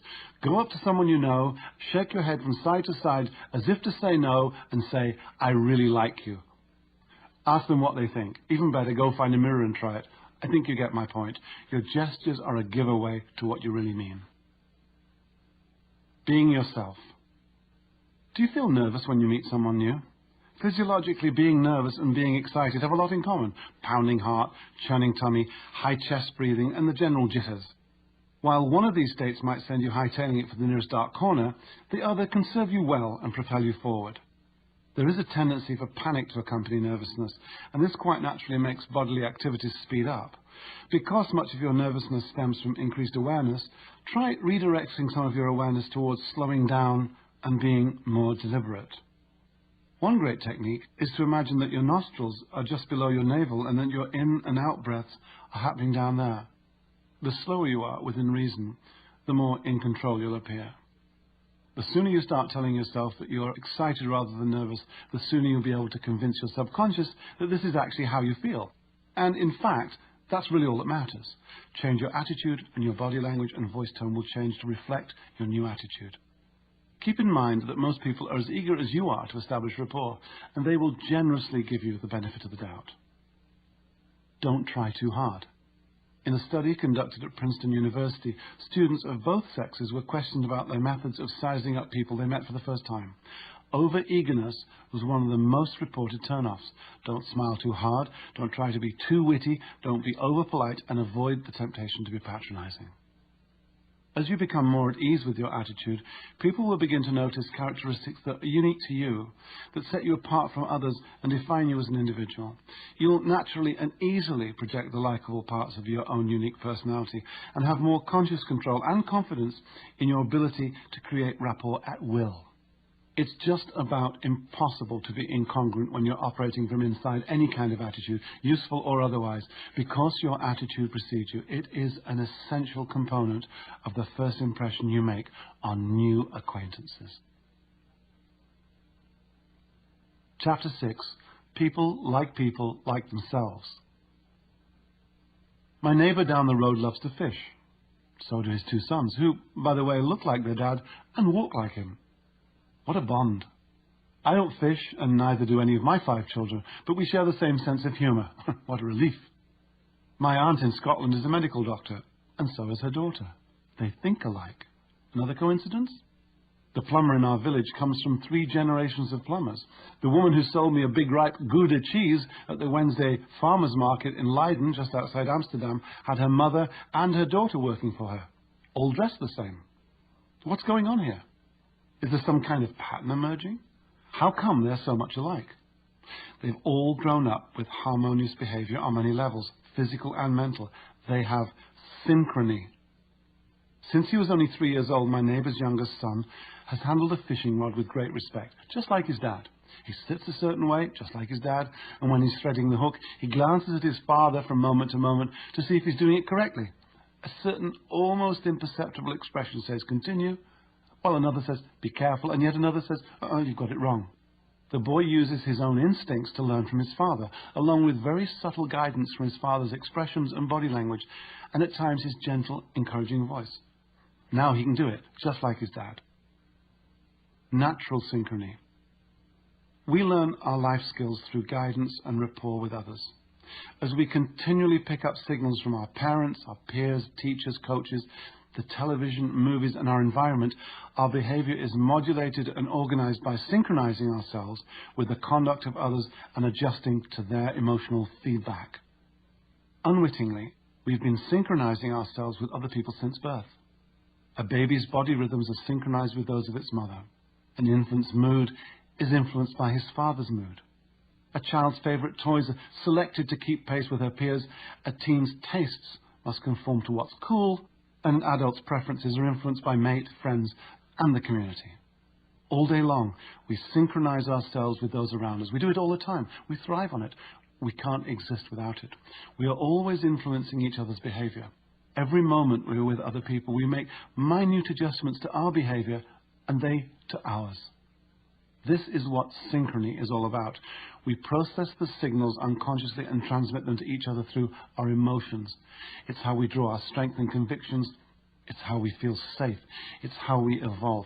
And it's why people like, trust, and feel comfortable with people who are just like them. People hire people like themselves. People buy from people like themselves. People date people like themselves. People lend money to people like themselves, and so on ad infinitum. Perhaps you've noticed that you take to some people immediately on meeting them for the first time, and yet feel no rapport at all with other new people. Or you might even feel an instant dislike for some people. This is something we've all experienced, but have you ever stopped to wonder why this happens? Why is it that with certain people you feel the natural trust and comfort that comes with rapport? Think back over the last week to some of the people you've met in your adventures. Go over the meetings in your mind and relive them. What was it about the people you liked that made you like them? Chances are you shared something, interests or attitudes or ways of moving. People who get on well together usually have things in common. Those who share similar ideas, have the same taste in music or food or read similar books, or like the same holidays, hobbies, sports, vacations, will feel immediately comfortable with one another and like each other better than those who have nothing in common. In my workshops, I go over to a large blackboard and write, I like you. Then I add the tiny 2-letter word am between the first and second words of that great phrase, so it reads, I am like you. The fact is that we like people who are like us. We are at ease with people who feel familiar. Where do you think the word familiar comes from? Look to your close friends. The reason you get along so well with them is that you have similar opinions, maybe even similar ways of doing things. Sure, you'll often find plenty to differ on and argue about, but essentially you'll like each other. People with similar interests have natural rapport. If you share an interest in motorsports as one of the guys at the office, this can become a basis for rapport. Or perhaps you have 2 toddlers and go to the park every afternoon to meet up with other mothers in the same circumstances. This, again, is a basis for rapport. You've heard the saying, birds of a feather flock together. Well, quite simply, people are comfortable when they're surrounded by people like themselves. Rapport by chance holds true not just on the surface, but underneath as well. Shared belief, appearances, tastes, and circumstance all contribute to rapport. Perhaps you feel comfortable around people with fluent, expressive voices, or sensitive people who speak softly and slowly. Maybe you enjoy the company of people who share their feelings when they communicate, or those who get straight to the point and don't mince their words. When you establish rapport by chance, you've come across someone who grew up with or developed a style similar to your own. The art of synchronizing. But why wait for rapport to happen naturally? Why not go straight into synchronizing other people's behavior as soon as you meet them? Why not invest 90 seconds or less of your time to establish rapport by design? Look around any restaurant, coffee shop, mall, or other public place where people meet each other, and look around to see which ones are in rapport and which ones aren't. The ones who have rapport sit together in the same way. Notice how they lean forward towards one another. Notice their leg and arm positions. Those in rapport are synchronized, almost like dancers. One picks up a cup, the other follows. One leans back, the other does the same. One talks softly, the other talks softly. The dance goes on. Body position, rhythm, tone of voice. Now look for those people who are clearly together, but not synchronized, and observe the differences. Which pairs appear to be having a better time? I recently gave a speech at an auditorium in London, and right there, about 10 rows back, was a beautiful couple, both immaculately dressed, with great attention to colour and detail. When I noticed them, they were sitting in the identical position, leaning to the right, with their hands folded close to their respective armrests. Then, as if responding to a prearranged signal, they both transferred their weight onto the other armrest, like synchronized swimmers, nodding and smiling in unison. They confirmed everything I was saying. I caught up with them afterwards and learned they'd been married for 47 years. They were fit, healthy, happy, and totally synchronized. Our goal, then, is to discover the structure of synchrony and modify it to apply to the different types of people we meet. The key to establishing rapport is learning how to synchronize what Professor Morabian called the 3 V's of consistent human communication. The visual, what it looks like, the vocal, how it sounds, and the verbal, the words we use, in order to connect with other people by becoming as much like them as possible for 90 seconds or less. You might say, does this mean I'm being phony or insincere? No. Remember, we're only talking about 1.5 minutes maximum. You're not being asked to engineer a total and permanent personality change. All you'll be doing is synchronizing another person to put him or her at ease and make them feel comfortable, and thus speed up what would happen naturally if you had more time. The idea is not to make your movements, tone and words obvious copies of the other person's, but rather to do the same kind of thing you do with a friend.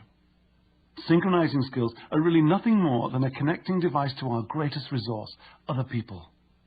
As we are instinctively drawn toward one another, be it to get cooperation or emotional feedback, or to have our physical needs met, synchronizing speeds up our mental unification. Often when you travel in a foreign country, the plug of your hairdryer or electric shaver won't fit into the outlet. You need an adapter to make it work, a connecting device that will let you plug the thing in and power it up.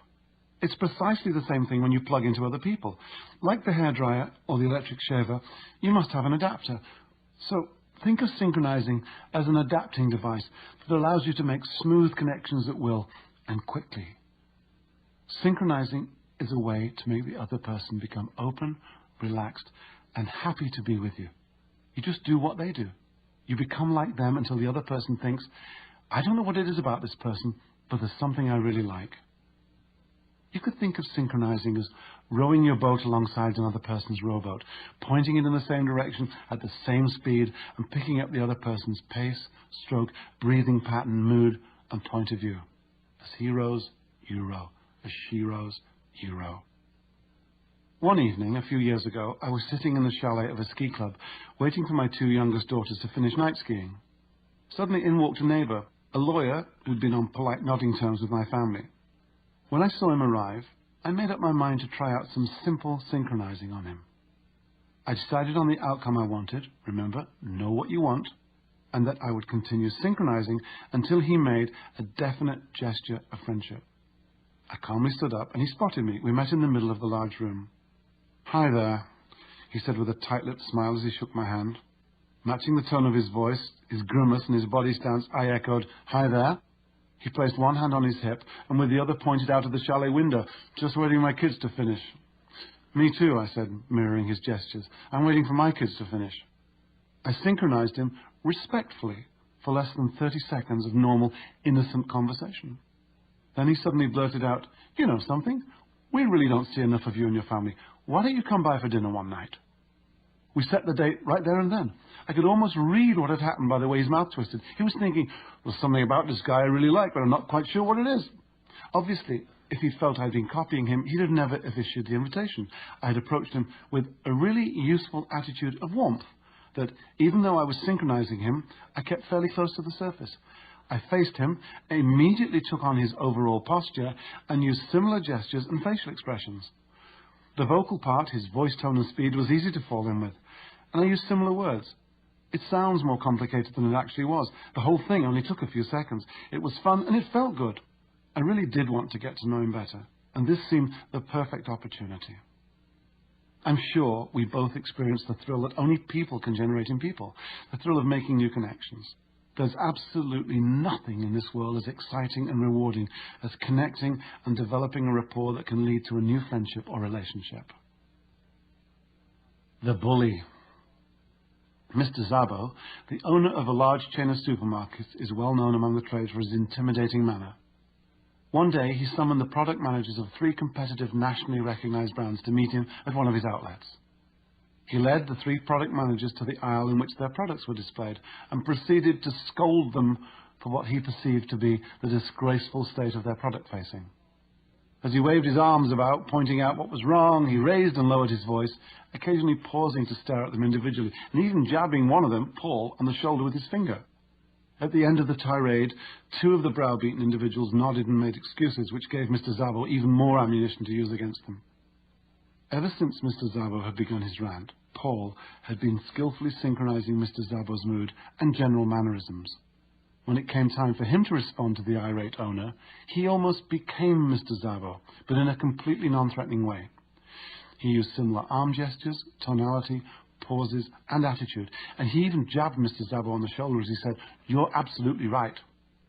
As they talked back and forth for a minute or so, Paul calmed down his own gestures, and Mr. Szabo followed. When they finished talking, Mr. Szabo put his arm around Paul's shoulder and led him to the end of the aisle. There he collared one of the store staff and said to him, "Give this man any help he needs." Paul had successfully joined Mr. Szabo in his world and led him quickly, skillfully, and respectfully to his own desired outcome. So what about difficult people? I'm often asked what you're supposed to do when you meet someone who's all bundled up with defensiveness, tight jaw, arms crossed defensively, or hands jammed into pockets, or the best way to handle a bully, or a shy person, or a complainer, or someone who's arrogant or overly aggressive.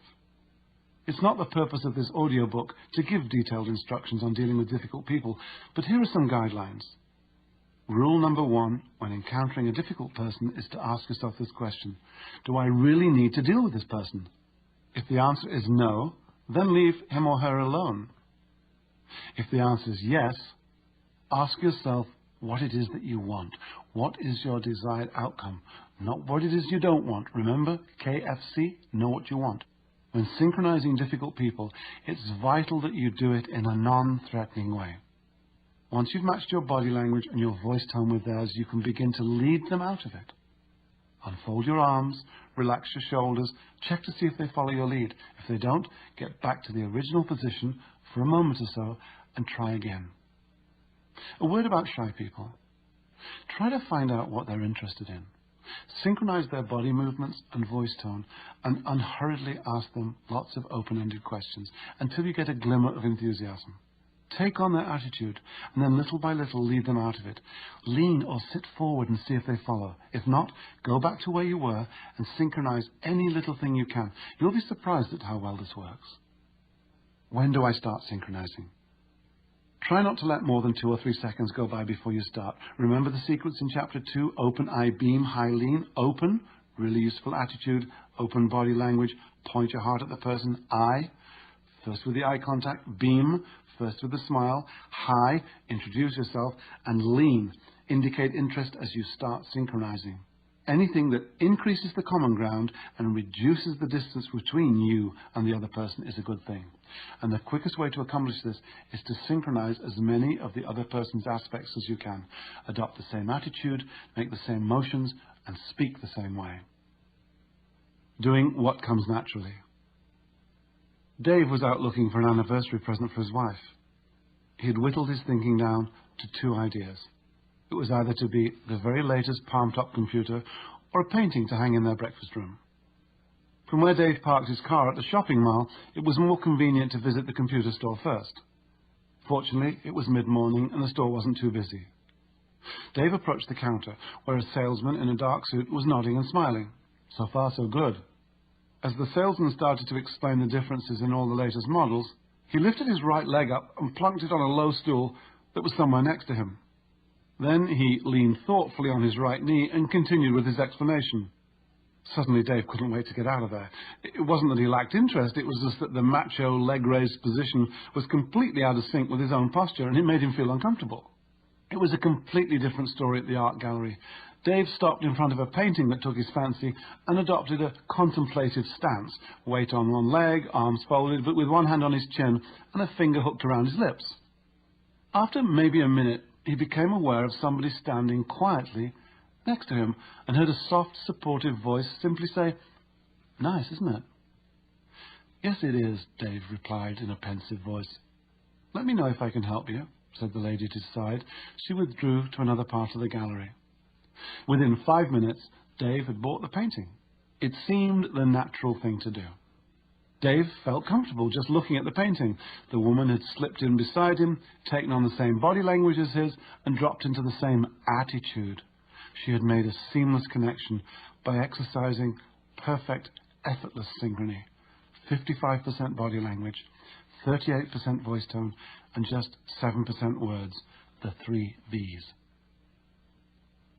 Synchronizing attitude. Synchronizing attitude, or multiple congruity to give it its scientific name, takes into account location and mood.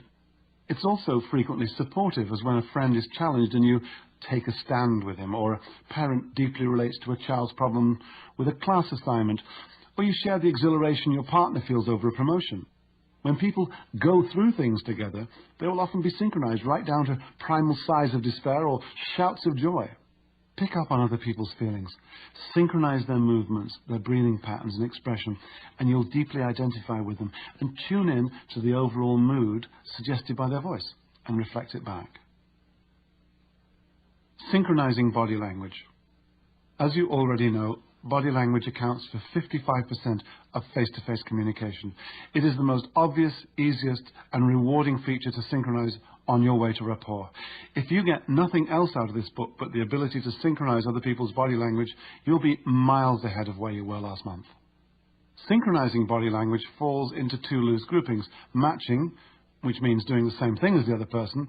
She moves her left hand, you move your left hand. And mirroring, which means, as it implies, moving as if you were watching the other person in a mirror. He moves his left hand, you move your right. Maybe you're thinking, well, won't other people notice that I'm copying their behavior? Actually, they won't, unless your copying is blatant. Remember, your movements must be subtle and respectful. If someone sticks a finger in his ear and you do the same, then yeah, he'll probably notice that. But when a person is focused on conversation, he or she will not pick up on subtle synchronizing. Synchronizing a particular gesture. Hand and arm movements are especially easy and natural to synchronize by matching and mirroring. Some folk raise their shoulders when they talk, others slightly move their hands around as they express themselves. Do whatever they do. If you find it uncomfortable at first, then go a little at a time until, with practice, you become an expert synchronizer. Just the fact that you're noticing these different types of gestures is a big step in the direction of making people like you in 90 seconds or less. Body posture. Overall body posture is known as the attitude of the body. It shows how people present themselves and is a good indicator of emotional state. That's why we sometimes refer to it as adopting a posture. When you can accurately adopt a person's posture, you can get a pretty fair idea of how he or she feels. Overall body movements. Whether it's a job interview or striking up a conversation at the museum fundraiser, observe the person's overall body movements, then gently mirror or match them. If he has a leg crossed, then cross a leg. If he's leaning against the grand piano, do it. If she's sitting sideways on a banquette, sit sideways. If she's standing with her hands on her hips, do the same. Body movements like leaning, walking, and turning are easily synchronized. Head tilts and nods. These are the simplest movements to synchronize.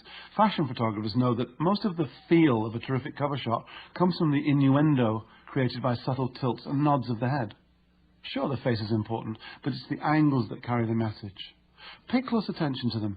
Most good physicians and therapists find that they synchronize tilts and nods without giving it a second thought. It says, I hear you, I see what you're saying, and I feel for you. Facial expressions. Along with tilts and nods, synchronized facial expressions show agreement and understanding.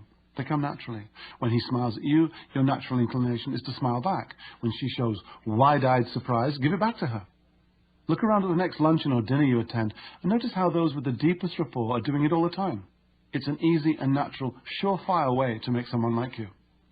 You can match the same amount and same style of eye contact. It may be fleeting or direct or coy.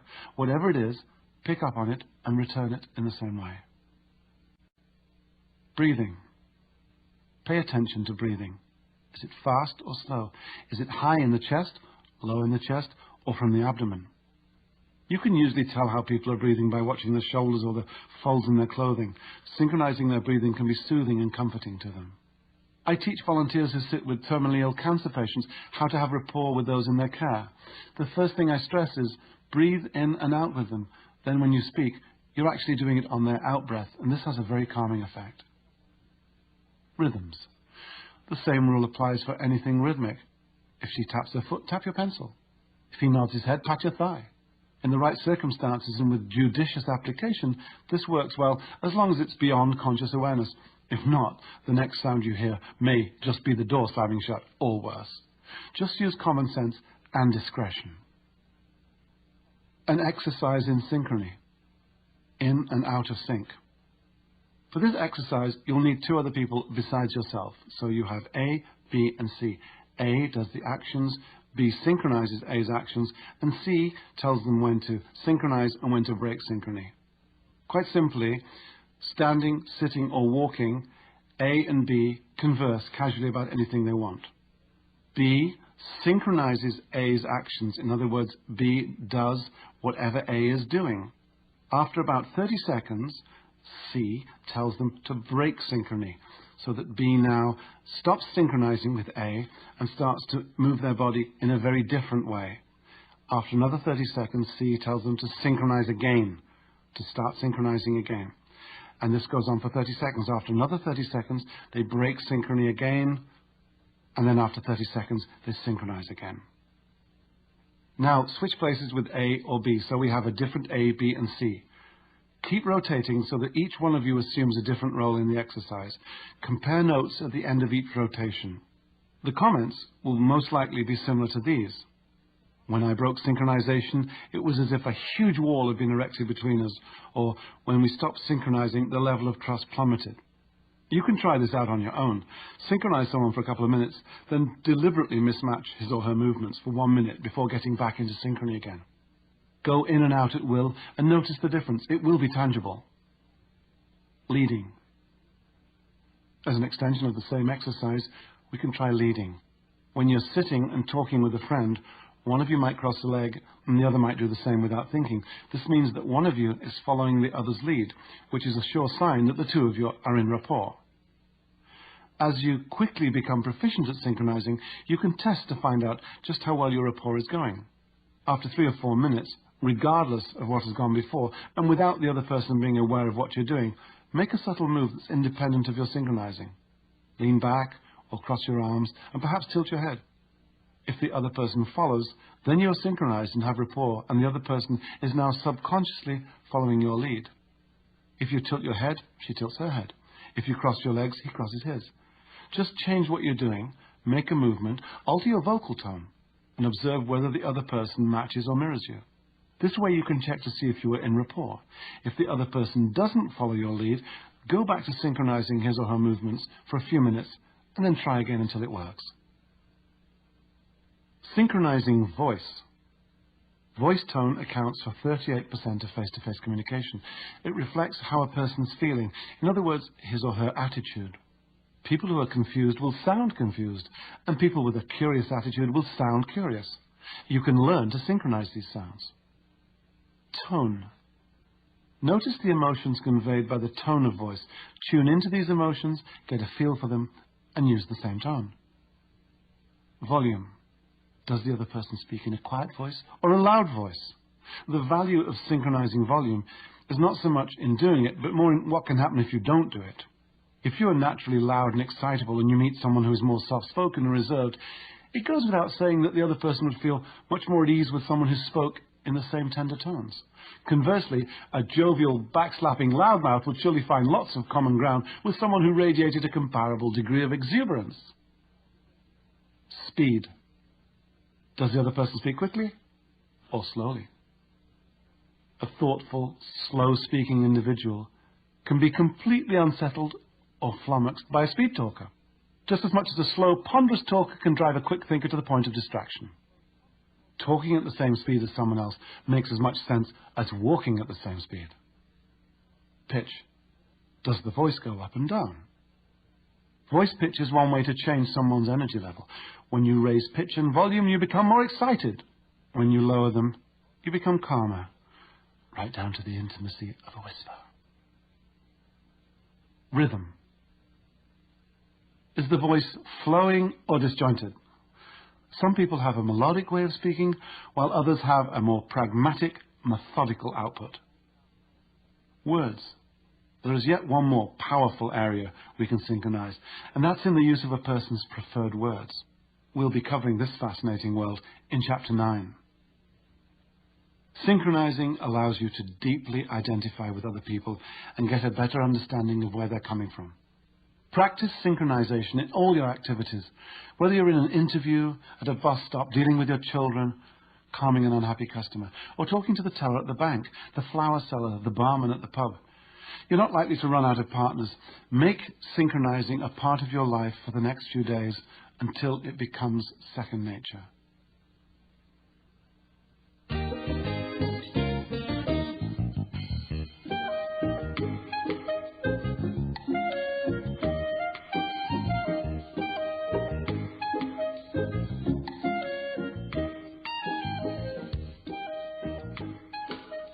Part 3, The Secrets of Communication. Chapter 7, It's not all talk, it's listening too. Well, this is it. You've just introduced yourself to someone new. You remembered to open your body language and keep your body, voice tone and words all saying the same thing. You were first with the eye contact, first with the smile. You introduced yourself and, miracle of miracles, 3 seconds have gone by and you can still remember the other person's name. You've begun synchronizing, and you feel confident that rapport is building. But now what? It's conversation time. Conversation is one of the very significant ways to build rapport and forge the bonds of friendship. It comes in 2 equally important parts, talking and listening, or, as you'll soon see, asking questions and actively listening.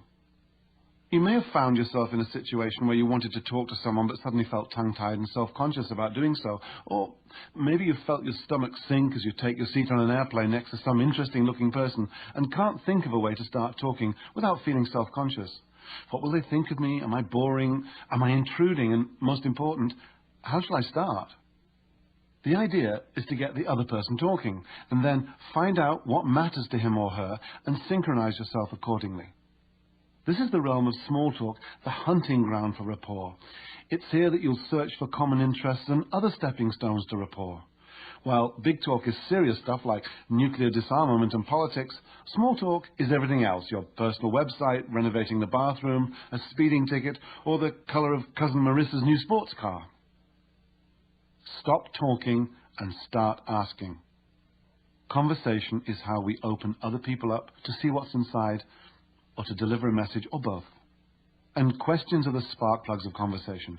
Be aware, however, that there are 2 kinds of questions, those that open people up and those that close them down.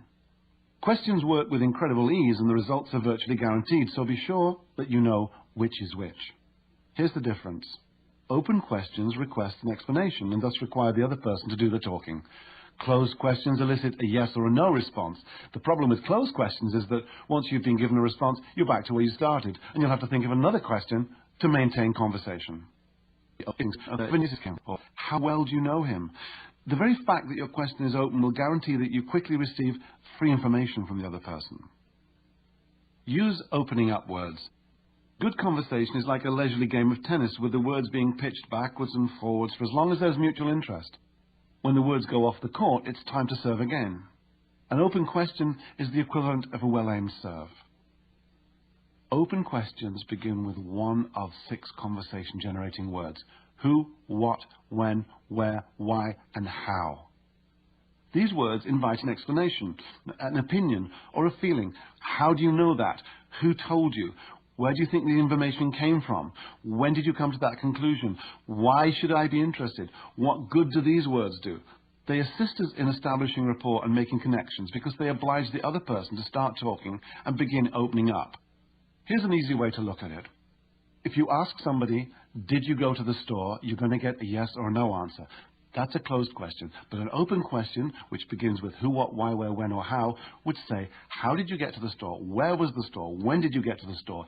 Any of these words get the other person talking. You can boost these conversation generators by adding sensory-specific verbs: see, tell, and feel. Doing this, you're asking the person to go into his or her imagination and bring out something personal to show you. Where do you see yourself by this time next year? Tell me why you decided on Bali for your vacation. How do you feel about calamari? Avoid closing down words. These words will have you playing tennis all on your own against a brick wall. The opposite of opening up words are these interrogatives: are you, do you, have you? In other words, any questioning forms of the verb to be, to have, or to do will close off your chances of rapport-inducing conversation. They elicit a one-word reply, yes or no. Then what? Then you have to ask another question. You're going nowhere. Are you sure? Yes. Do you come here often? No. Have you ever thought how wonderful it would be to drop everything and go bungee jumping in the middle of the afternoon? Yes. Realize that no matter how long and interesting you make your questions, if they begin with closing down words, you're going to end up with a one-word answer. Either yes or no. For one whole day, do nothing but answer questions with questions. For variety, ask only open questions and sometimes closed questions. You'll soon get the idea. In fairness, closing down words do have their place. Police, customs officials, and certain other regulators of the people are taught to use them to get straight answers. However, I'd like to remind any of you who've had the pleasure of being on the receiving end of this type of conversation that it probably didn't make you like the person in 90 seconds or less. Chance encounters. There are times when you find yourself suddenly thrust into the presence of someone who's just too good to pass up. These delicious moments seem to coincide with the exact second that your brain freezes over and you go gaga. Help! What do I say? What do I do? Where shall I look? What will people think? Keep going with this line of self-questioning and you'll get the sweats, a palpitating heart, a beet red face, and hey, goofy body language. The easiest of these situations is when the two of you are thrust together, sitting next to each other on the train, a plane or bus, or riding in an elevator, waiting in the laundromat or the lobby of a hotel, working in adjacent booths at a trade show, or checking out the fruit to see if it's ripe at the same counter at your local supermarket. In these situations, you already have quite a bit in common to work with. Hi, hello, and good morning, accompanied by a smile, are all good ways to begin and a great way to get feedback. A return smile is a good indication that you're on the right track. Keep it simple and unimposing. Keep it courteous. Keep it happy and light. Don't get too close and personal right up front, or you might get excluded. You want people to say to their friends, I met this really nice guy this morning, not this disgusting pervert tried to hit on me. Once you're sure the other person is responding favorably to the interaction, you can try some more specific opening lines. Not surprisingly, an opening line works better if it's an open question, but you may not always be able to find one that sounds natural.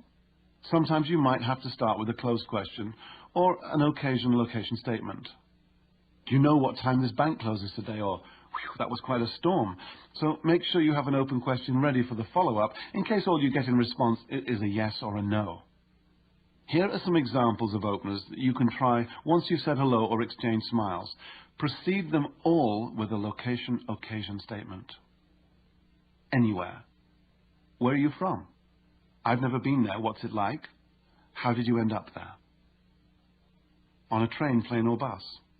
How long are you going to be in Duluth or Stratford or Mallorca? Where are you from? Have you always lived there? If yes, try, I've never been there. What's it like? If no, then, so where else have you lived? How long will you be traveling for? What do you think of Amtrak, Air Italia, these new Greyhound buses? As an interesting aside, when meeting someone for the first time, North Americans tend to ask, what do you do, whereas Europeans prefer, where are you from? At the supermarket. If you're both standing in the fresh fruit line, staring at a pasta display or checking out avocados, you already have something in common. How can you figure out if there are enough mussels in that bag for 2 people? Can you tell me the difference between fresh pasta and the stuff in the packet? How can I tell if these are ripe? Do you know where they keep the bags for the produce? Have you ever tried this kind of sauce, frozen dessert, or mushrooms before? If yes, then how does it taste? What is it like? If no, is there another kind that you'd recommend? How long do you cook a chicken this big? I forgot to pick up some octopus. Do you mind saving my place in line? This can be a good icebreaker because you will have an excuse to chat when you get back, if only about the octopus. Don't be gone too long, though, or you'll risk annoying at a party. In a hotel or motel lobby. Do you know where I can get a map? Have you stayed here before? If yes, what's it like? If no, neither have I, so how did you come to choose this hotel? Do you know this city at all? If it's yes, I've got only 1 day here. What do you think is a must-see? If no, so what brings you here? At a convention. So, where are you from? What seminars have really grabbed you so far? Do you know any good restaurants outside the hotel? What did you think of the keynote speaker? I'm going to get a coffee. Can I bring you one too? Offering to buy coffee works in countless situations as a way to sound out the other person's level of interest. Usually if they're not interested, they'll refuse your offer. If they accept, it means they're willing to interact further. At the laundromat. Where can you get change around here? Do you know where I can buy some postage stamps, some orange juice, some cat food? I'm going to get a coffee. Can I bring you one too? Does it really matter if you mix whites with colors? In a line at a movie or a play or a concert. So why did you pick this movie or play or concert? So are you here to see Neve Campbell or what's her name, the other star? What did you think of the actor or the author or the performer's last film or play or CD? In a long waiting line, can you save my place so I can get a coffee? Can I get you one? At an exhibition or a museum or a trade show or a country fair. Wow, what do you think of that? Do you know where the vintage locomotives are? What's your favorite event or display or ride so far? Have you seen the giant pumpkin yet? Walking your dog or watching others walk theirs. He's adorable. What breed is he? Great leash. Where did you get it?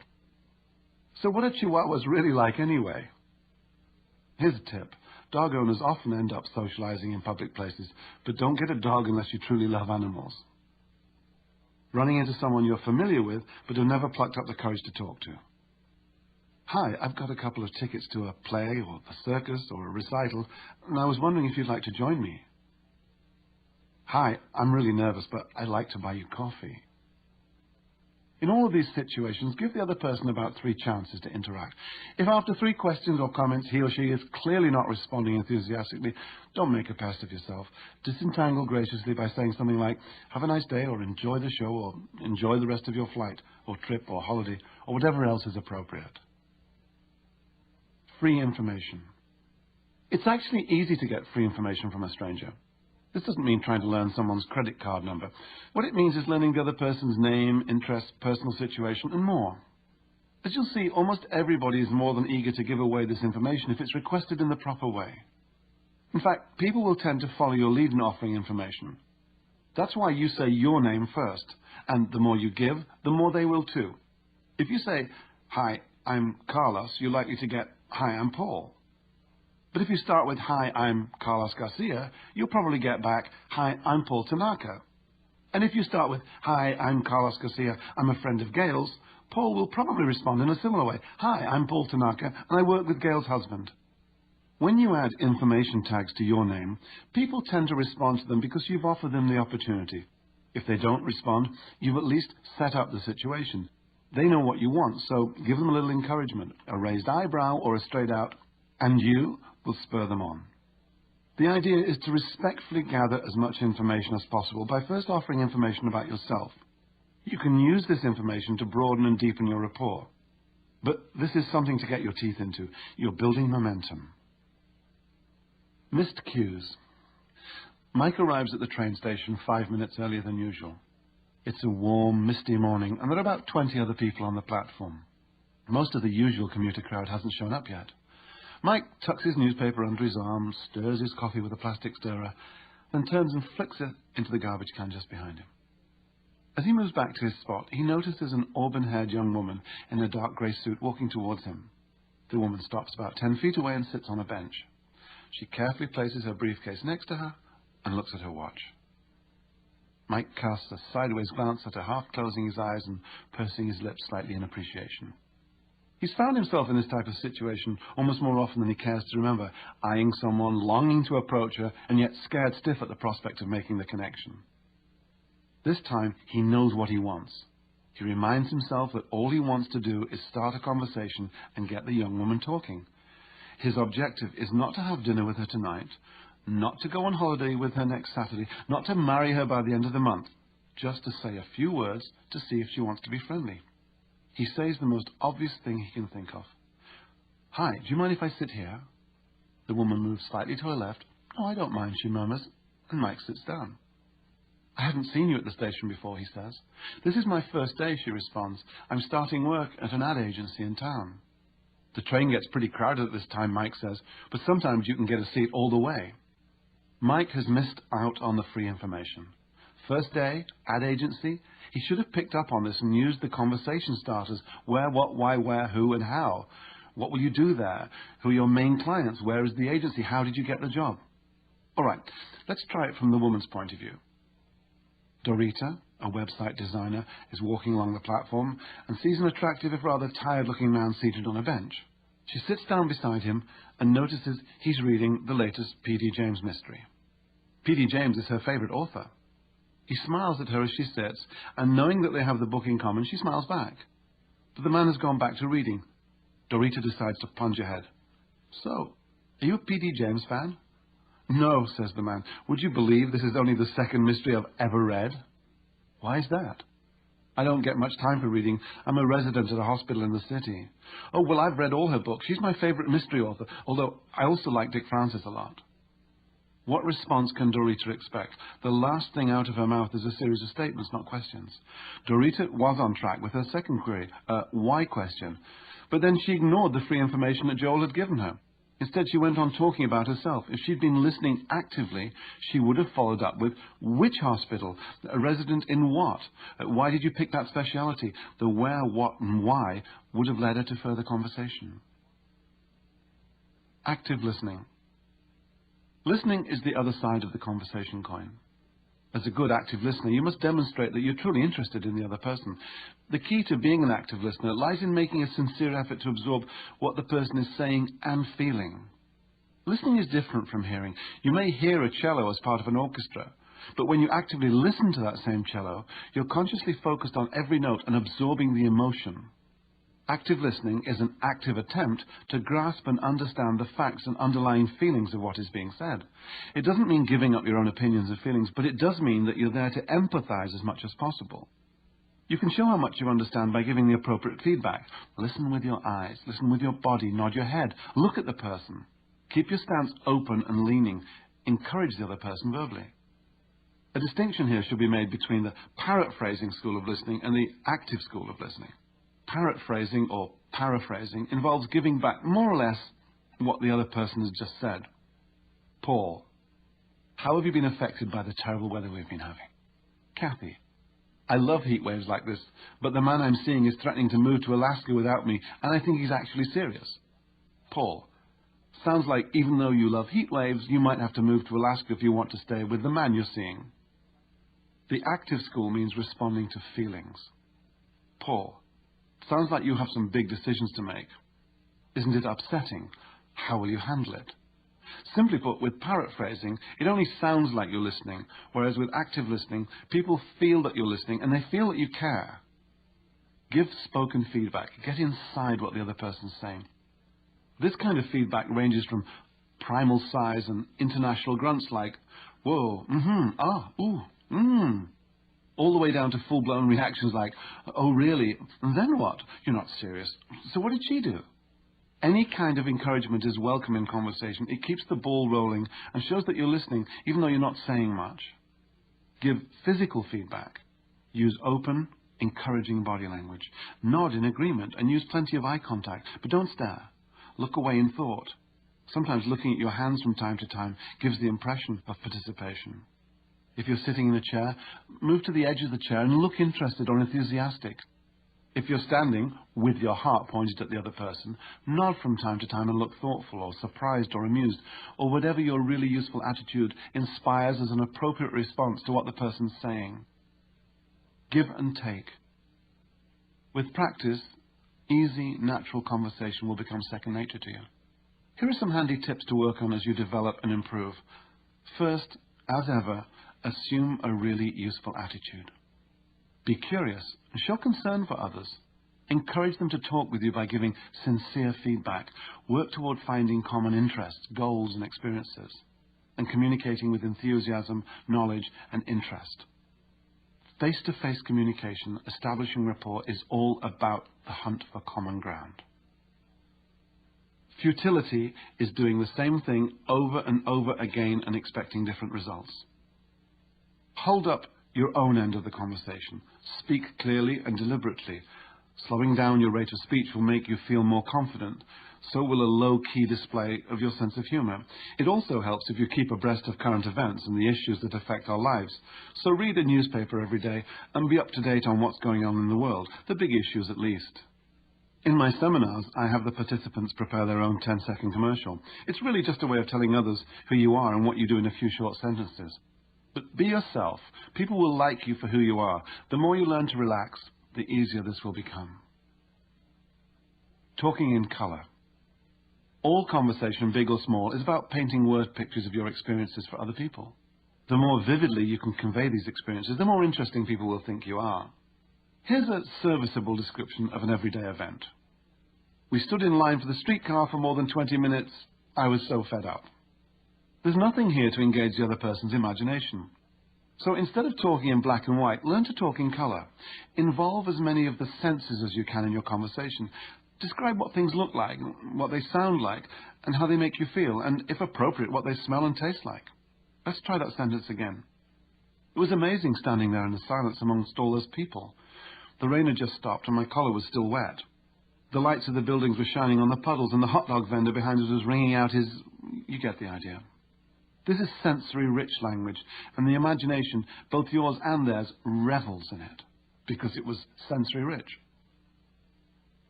Handling compliments. Accept all compliments graciously. Do it simply, do it directly. Avoid the temptation to be too modest or self-effacing. The standard two-word response to a compliment is, thank you. Then, if you choose to convert it into conversation, go ahead and do so. A compliment with an interesting but less gracious acknowledgement might go as follows. Marion, that's a beautifully tailored skirt. Oh, thanks, I got it for $6 down at the Salvation Army store. A much simpler and rapport-enhancing response would be, thank you, it's nice of you to notice. Such a compliment should also be acknowledged with eye contact, a smile, and a pleasant tone of voice. Compliments are fine as long as they're sincere. Exaggerated or false compliments destroy credibility and endanger whatever rapport has been established. Cheap flattery, tired cliches, and patronizing remarks reek of insincerity and can be insulting. On the other hand, an honest expression of praise can reinforce self-confidence and even lift the rapport onto a more heartfelt and personal level. If you notice something good or interesting about someone, or a praiseworthy performance, then a compliment is in order, but try and avoid general words like nice or good and great. Nice suit, big deal. Blue really suits you, sounds much better. You're such a good person, sounds like a build-up to being dumped. You bring out the best in everyone. Now, that's a compliment. Specific compliments usually come across as being more sincere than general compliments. Great suit won't stimulate your host or hostess as much as, was that the tiniest hint of fresh dill I just tasted? You've done it again. If you're complimenting a performance, take the trouble to go into detail. "You were wonderful today" is not half as powerful as "You handled that question about the nursing home without flinching. That was an impressive strategy." Deliver your compliment the same way you do your greeting. Open your heart and your body, look directly at the person, speak with a clear, enthusiastic voice, give specific praise, and remember to give the person time to respond. An exercise in tonality. Sound effects. Your tone of voice tells other people how you're feeling, and a pleasing tonality can positively affect the way they respond to you. Pleasing tonality occurs when your voice comes from deep down in your body, from your abdomen. It's rich, deep, and infectious, compared to a monotonous or high-pitched braying voice. To improve your own tonality, practice breathing and speaking from your abdomen. Belly breathing, which uses your lungs to the fullest, is the most calming and healthy way to breathe. You breathe more slowly and with less stress. Contrast this to chest breathing, which is the way about 60% of the population get their air. Chest breathing is panicky, fight or flight breathing, just a series of long pants. Naturally, if you breathe from your chest, you'll speak from your chest. So try this. Put the palm of one hand gently on your chest and the palm of the other gently on your abdomen. Practice breathing until the hand on your chest doesn't move in and out and the hand on your abdomen does. When you've got it, take away your hands and just keep breathing that way for the rest of your life. You'll notice that when you get nervous or excited, your breathing will return to your chest. Be aware of this and take it back down. You'll immediately feel calmer. Repeat this exercise with your hands on the place where your voice originates. Move your voice from your chest to your abdomen. It should sound lower, richer, and a little slower, which is exactly the way you want it to be for establishing instant rapport and making people like you in 90 seconds or less. Avoiding the pitfalls. If you catch yourself doing any of the following don'ts, you may have abandoned your really useful attitude or chosen a useless attitude by mistake. Don't interrupt and end other people's sentences for them, no matter how enthusiastic or impatient you might be. Take Dale Carnegie's advice: don't complain, don't condemn, and don't criticize. Whenever possible, avoid giving one-word answers. They don't usually qualify as conversation, and they put a heavy strain on rapport. People who monopolize conversations also trample all over rapport because there is little or no room to find common ground. They just come off as being rude or boring. There's nothing quite so disconcerting as talking to someone who's looking elsewhere. If this happens to you, excuse yourself as fast as possible. People who do this are incongruent and frankly just plain rude. Finally, look out for bad breath and all the other nasty personal hygiene stuff. No excuses here. Dragon breath, BO, and spinach in your teeth might not make you any less lovable in the eyes of your golden retriever, but they certainly won't do anything for you at the office party. Making yourself memorable. What good is meeting someone for the first time, creating a terrific first impression and establishing rapport, if 2 weeks later the person's forgotten you? That's like writing a terrific story on your computer and forgetting where you filed it. Give other people a reason to remember you, and they will. The mind delights in making connections. You'll remember from Professor Moravian's work on believability that face-to-face communication was broken up into 55% the way we look, 38% the way we sound, and 7% the actual words we use. Something similar holds true for memory. Other studies show that what people see has about 3 times as much impact as what they hear. So ask yourself these questions. How can I stand out from the rest? Is there a persona or some little touch of style I can create for myself? All kinds of things can give you an image. A fresh cornflower worn in your lapel, or discreet, very expensive frames for your eyeglasses, a beautiful vest, impeccable shoes, a bow tie, the galloping gourmet suspenders, Gillian Anderson's hair, or Goldie Hawn's laugh. Lasting impressions. Jill and Robin, 2 middle-aged ladies, are sitting across from each other at a table in a French restaurant. They're halfway through lunch when several people are shown to a table nearby. A young woman in the group recognizes Jill and lets out a gasp of delight. She'd been a student of Jill's in one of Jill's classes several years ago. After many hugs and exclamations, Jill turns to her lunch companion. "Robin, this is Edwina. She was one of my most wonderful students back in the days in Stratford. I'll never forget she had these rituals for organizing herself and her work. Everything had to have its own special place and order at her desk. Sometimes she drove me crazy, but it always used to fascinate me how meticulous she was. Nice to meet you, Robin says, taking Edwina's hands. So tell me, Edwina, what are you doing these days? Jill asks. Edwina proceeds to tell Jill about her work as an associate producer on a local TV show and then adds, there are quite a few of us there from school. Do you remember Suzanne Sparks? No, I'm sorry, I can't quite picture her, Jill says, searching about with her eyes. You know, the one who always came to class in those crazy leather vests. Oh, yes, of course. Jill turns to Robin, including her in the picture. Suzanne was a terrific painter. I believe she spoke Spanish and German, too. Does she still have that mop of spiky red hair, she asks, turning back to Edwina. No, she's long and blonde now, and she's our director of programming. And what about Tony? Edwina continues. She's at the station, too. Now, which one was Tony? Jill asks. Tony March. She was always really friendly, lived out in Malton. When Jill gives no sign of recognition, Edwina says, she was such a hard worker? Sorry, dear, I can't place Tony. Who else? Greg Cuddy, he's our sales manager. Not Greg, the guy with the nose ring. Jill shakes her head in disbelief. Greg Cuddy was such a nervous young man. He drove his mother's pickup truck everywhere. If memory serves me correctly, he ran a train spotting site on the internet. Jill invites Edwina to join them at their table, and her friends at the other table order lunch without her as the reminiscing continues. The point of this story is that it's easy for Jill to recall her former students when a memory is triggered by an image. People are more likely to be remembered if they have some kind of handle, some kind of device that makes them stand out from the crowd. A friend of mine works for a national chain of megastores that sell computers and stereos. I could spend half an hour explaining the features of a product, she told me, and then the customer would go away to think about it and come back another day, go up to the first salesperson they saw and make the purchase. It didn't matter that he had my card or that I gave him so much time. The chances of him coming back to me personally were slim. Then I hit on a way to be memorable. Since I'm from Newfoundland, I tell customers to ask for the Newfie when they come back or phone the store. In Canada, a Newfie is often the target of dumb, stereotypical jokes, but my friend used this verbal image to her advantage. It's a handle, or if you prefer, a container to hold and access a whole package of previously stored information. Find something to set you apart from the rest. Give them something to remember you by. Chapter 8, Making Sense of Our Senses. On one level, we humans are not much more than mobile sensing devices. We see, hear, feel, smell, and taste. And then we process the information gained through our senses. Every day we experience the world through sensory input, and then we explain our experiences to ourselves and to others. That's about it.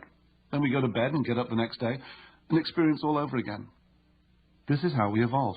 Obviously, this is a major oversimplification, but for the purpose of this chapter, it gives us a basic foundation on which to build.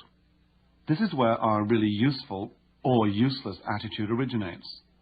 There are two ways of explaining our experiences to ourselves and others. We call them explanatory styles. Upon waking up in the morning and seeing that it's raining outside, an individual with a negative explanatory style might say, oh heck, it's raining, it's going to be a lousy day. Whereas someone with a positive explanatory style might say, hey, free car wash and great for the garden.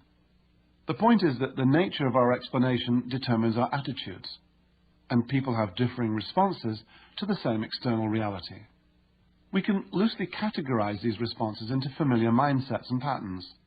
In the 1970s, Richard Bandler and John Grinder, the founders of Neuro-Linguistic Programming, noticed in their early work with clients that people could be roughly divided into three types, depending on how they filtered the world through their senses. They call these types visual, auditory, and kinesthetic. For example, let's say three students go to a rock concert. Judy is primarily visual, takes in the world through the way things look. Phyllis is auditory, takes in the world through the way things sound, and Alex is kinesthetic, responds to physical sensation. When they later describe their experiences to their friends, Judy will paint word pictures and tell what the concert looked like. Oh, wow, you should have seen it. All those people jumping about and the singer ripped his pants off and his toupee flew off. Phyllis will say what the concert sounded like. The music was incredible. The beat was deafening. Everyone was yelling and singing along. You should have heard it. It was a real screamer. And Alex, who relates to feelings and touch, will describe what it felt like. Oh man, you could just feel the energy. The place was packed. We could hardly move. And when they played Blue Rodeo, the whole place erupted. In other words, visuals tend to use picture words, auditories choose sound words, and kinesthetics favor physical words. What we're talking about here is a new dimension of synchrony and rapport. This chapter will go beyond attitude, body language, and voice tone to the very way our senses take in and literally make sense of the world around us. Visual, auditory, or kinesthetic. Because we receive our information from the outside world, primarily in pictures, sounds, and feelings, these are the three ways in which we can be inspired. By something we see externally or internally in our mind's eye as an image or a vision, by something we hear either externally or emanating from that little voice inside, or by something we feel or touch.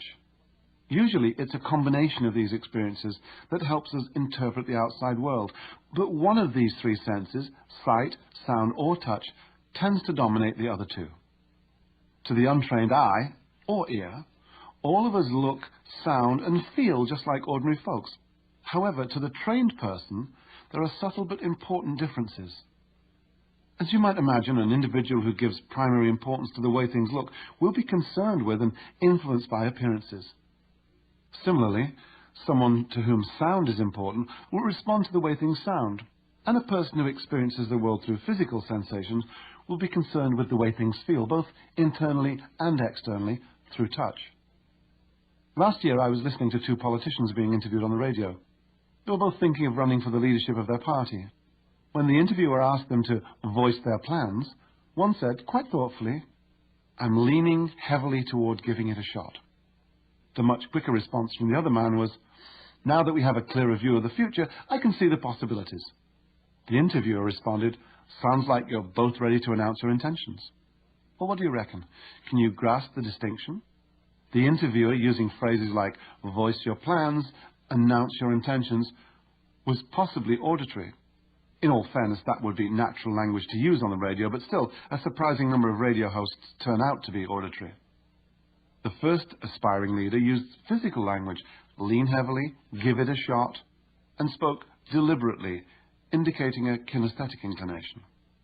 The second hopeful candidate had a clearer view and could see the possibilities, and therefore came across as pretty visual to me. Of course, no one is totally visual, utterly auditory, or 100% kinesthetic.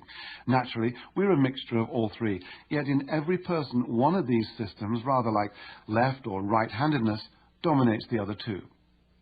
Studies have shown that as many as 55% of all people in our culture are motivated primarily by what they see, and we call them visual.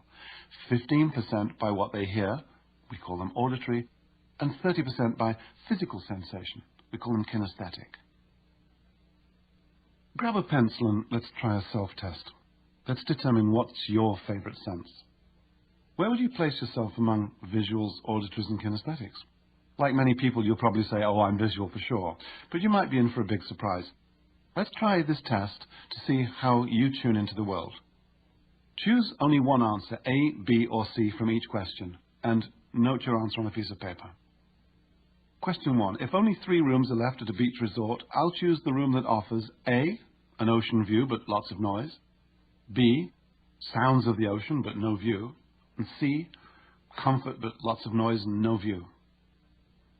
Question 2. When I have a problem, I A, look for alternatives, B, I talk about the problem, and C, I rearrange the details. Question 3. When riding in a car, I want the inside to A, look good, B, sound quiet or powerful, C, feel comfortable or secure. Question 4. When I explain a concert or event I've just attended, I first A, describe how it looked, B, tell people how it sounded, or C, convey the feeling. 5. In my spare time, I most enjoy A, watching TV or going to the movies, B, reading or listening to music, C, doing something physical like a craft or gardening or playing a sport. 6. The one thing I personally believe everyone should experience in his or her lifetime is A, a sight, B, a sound, or C, a feeling. 7. Of the following activities I spend most time indulging in A, daydreaming, B, listening to my thoughts. And C, picking up on my feelings. 8. When someone's trying to convince me of something, A, I want to see evidence or proof. B, I talk myself through it. C, I trust my intuition. 9. I usually speak and think A, quickly, B, moderately, C, slowly. 10. I normally breathe from A, high in my chest, B, low in my chest, C, my belly. 11. When finding my way around an unfamiliar city, A, I use a map, B, I ask for directions, C, I trust my intuition. 12. When I choose clothes, it's most important to me that A, I look immaculate, B, I make a personal statement about my personality, and C, I feel comfortable. 13. When I choose a restaurant, my main concern is that A, it looks impressive, B, I can hear myself talk, or C, I'll be comfortable. 14. I make decisions A, quickly, B, moderately, C, slowly. Tally your A's, B's, and C's. See how many A's you got, how many B's, and how many C's. A is visual, B is auditory, and C is kinesthetic. The higher the number in each category, the stronger the tendency. Now, by taking this test, not only will you have a strong indication of how your three main senses stack up, but you'll also begin to understand how people can have differing priorities. However, there are many variables here at work, not the least of which is that you already knew the purpose of the test before you took it. In my seminars, I generally have people complete this test before they realize its significance. Try it out on a few friends and see how they fare. Use their results to further your insight in being able to recognize sensory preferences. From the test, you'll begin to see why you connect easily with some people when you first meet them, but not at all with others, and why you feel as if you know certain people even though you've never met them before. It comes down to sensory harmony.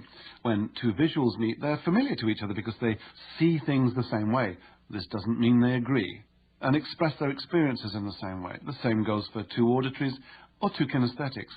On the other hand, if the person you meet sees, hears, or feels the world in a different way from yours, you need to learn how to recognize that fact and how to adapt to tune in to his or her wavelength to establish rapport that can lead to a meaningful friendship or relationship. To give you an idea of how sensory preferences impact on your day-to-day life, let me tell you about my own situation. I am auditory and my wife is kinesthetic. If we have a falling out, Wendy knows how to connect to me in my language with auditory words. She gets my immediate attention by saying, "Nick, you're not listening to me, you're not hearing a word I'm saying." If she were to say, "Can't you see what I'm saying?" or even worse, "Can't you see how that makes me feel?" the truth is no. No, I can't. Sure, I can make the obvious intellectual connection, but I have to stop and think about it. My brain has to take the extra step of translating her language into something I can relate to. When she sends a message on my auditory wavelength, she makes a direct connection and fast. Conversely, if I want to connect directly to her sensibilities, I say, "I know how you feel when that happens." In other words, I use a touchy-feely kinesthetic approach, simple yet extraordinarily effective. Tuning in to sensory preferences. What do sensory types have to do with making people like you in 90 seconds or less? Well, much more than you might expect. When you can figure out other people's sensory preferences, you can communicate on their wavelength. If you want to better relate to your spouse, win a judge over to your side of the argument, make that sale, land that job, or impress somebody at a party, recognizing visual, auditory, and kinesthetic people can be invaluable. The day after one of my seminars, I received an excited phone call from a woman who'd been sitting in the audience. Her name was Barbara, and she owned a flooring store. "It's incredible," she said. "It's 9:30, we've been open for 1 hour, and I've just sold to my 5th out of 5 customers. I've never done that before." "This is perfect for my business," she continued, referring to my lecture on figuring out the visual, auditory, and kinesthetic people we come across in the course of our daily adventures. The first 4 sales were probably normal, even though I was aware of what I'd learned, but the 5th, This lady came into the shop dragging her husband along with her.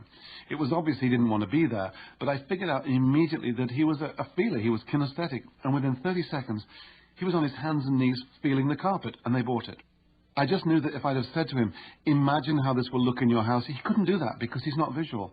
Or if I'd said, you'll discover how quiet it'll be when your kids run around it, he couldn't connect to that either because he doesn't think that way. He's not auditory. I knew by the way he dressed and moved and spoke that he was kinesthetic.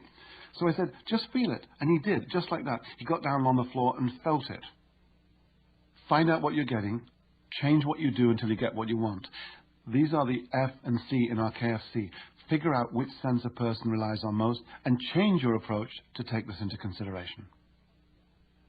If you're not sure how to handle a situation, don't worry. Be prepared to include all three preferences in your approach. Look good for the visuals. After all, they make up over half the people you're likely to see during the day. Sound good. Develop your pleasing tonality for the auditories to whom you'll be speaking. And be sensitive and flexible for the kinesthetic folk you'll be bumping into. And of course, if you're dealing with a group, the same thing applies. Your group will be made up of all three categories, and you'll want to appeal to all of them. Metaphorically speaking. The words, I've scoured the four corners of the earth, tell a lot more than I've looked everywhere. They force the connection to scrutiny, diligence, detail, determination, and more. They also easily involve sight, sound, and feeling, and this is why metaphors appeal simultaneously to visuals, auditories, and kinesthetics, because visuals can see what you're saying, auditories can hear them, and kinesthetics can get a feel for what's happening. Metaphors are containers for ideas. They link our internal imagination to external reality. We use metaphors regularly, often unconsciously, to explain our thinking. We also use them to make things more interesting. Parables, fables, storytelling, and anecdotes are some of the oldest and most powerful communication tools we have, and their metaphorical aspects are effective in virtually every setting. They fire up the imagination and appeal to all the senses. In short, metaphors help make understanding easier, quicker, and richer. Above all, remember that the ability to tune into the way other people experience the world can be one of the most important discoveries of your life. Sights and sounds. Despite the good Colombian coffee and the fresh croissants, the O'Connors are not enjoying a very pleasant breakfast. It's a bright yellow Maserati, John exclaims. It's gorgeous. Can't you just picture the two of us blazing down the highway to the coast? Actually, I can't, says Lizzie icily. All I can hear are the monthly bills dropping through our mail slot. I don't think you ever listen when I tell you we have more important things to spend money on. John stomps out of the house in a rage. But that evening, after leaving work, he buys a luxurious, multicolored silk scarf for Lizzie in an attempt to win her over. Arriving home, he finds her in the living room and hands her the exquisitely wrapped box. And what's this for? Lizzie asks distantly as she removes the scarf from its box. What's the occasion? It's just to show you how much I love you.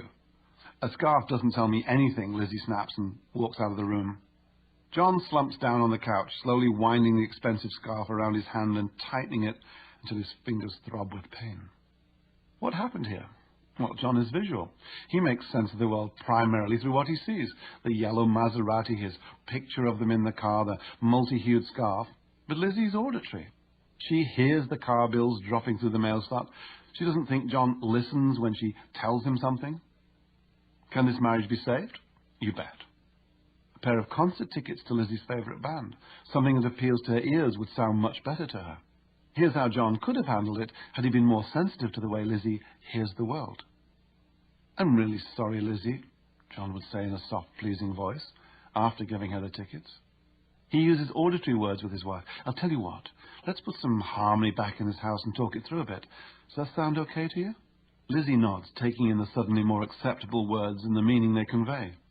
Have I told you how the Maserati purrs like a kitten's and shifts so quietly you can barely hear it? John asks sweetly. And wait till we discuss the surprisingly reasonable payments. Oh, I finally see the picture you're painting, John, says his wife. It's all so clear to me now.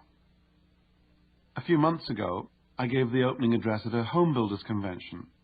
During my talk, I used role-playing, with me playing all the roles, to illustrate some of the behavioral differences that visual, auditory, and kinesthetic people display in face-to-face communication. At the end of the talk, a big, tough-looking but well-groomed man pulled me to one side. He was very emotional, and he looked like he was on the verge of tears, shaking his head from side to side. He said, "I don't know what to say. I'm leaving right now to go to my son's school and give him a hug." He was choking up. "For years I've been furious with him when I talk to him. He turns his head away and he doesn't look at me. It drives me crazy, and I yell at him, 'Look at me when I'm talking.' He hardly ever looks me straight in the eye when I'm giving him instructions. But from everything you've said, you've made me realize he's auditory. He's not ignoring me when he looks away. He's turning his ear towards me so he can concentrate. And me, I'm visual. I need eye contact." He pumped my hand and laughed. It's amazing. These things go on right under our noses every day of our lives, and we never realized. Not until now, that is. Chapter 9, Spotting Sensory Preferences. Recognizing which sense other people rely on to experience the world and then using this information in your dealings with others, whether personal, professional, or social, can have a profound effect on how they respond to you. This chapter deals with picking up the initial cues that other people give us without knowing it. Whether visual, auditory, or kinesthetic, their signals are there for us to interpret and utilize in establishing rapport. In the question period at the end of one of my seminars, a middle-aged woman in the second row asked slowly, "Do you feel it's hard to put your finger on what a person's sensory preference is?" This delightful woman wore a big, comfortable knit coat and was twiddling her finger slowly through her hair as she spoke. I thanked her for the question and immediately asked her not to move. Obviously a very good-natured person, she froze in position. "I'm going to ask you to repeat your question in exactly the same way," I said to her, "but I want the rest of the audience to observe. Is that okay?" She nodded, paused, and repeated her question, complete with hair twiddling. There was a collective smile from the other people in the audience as they understood what they'd just witnessed.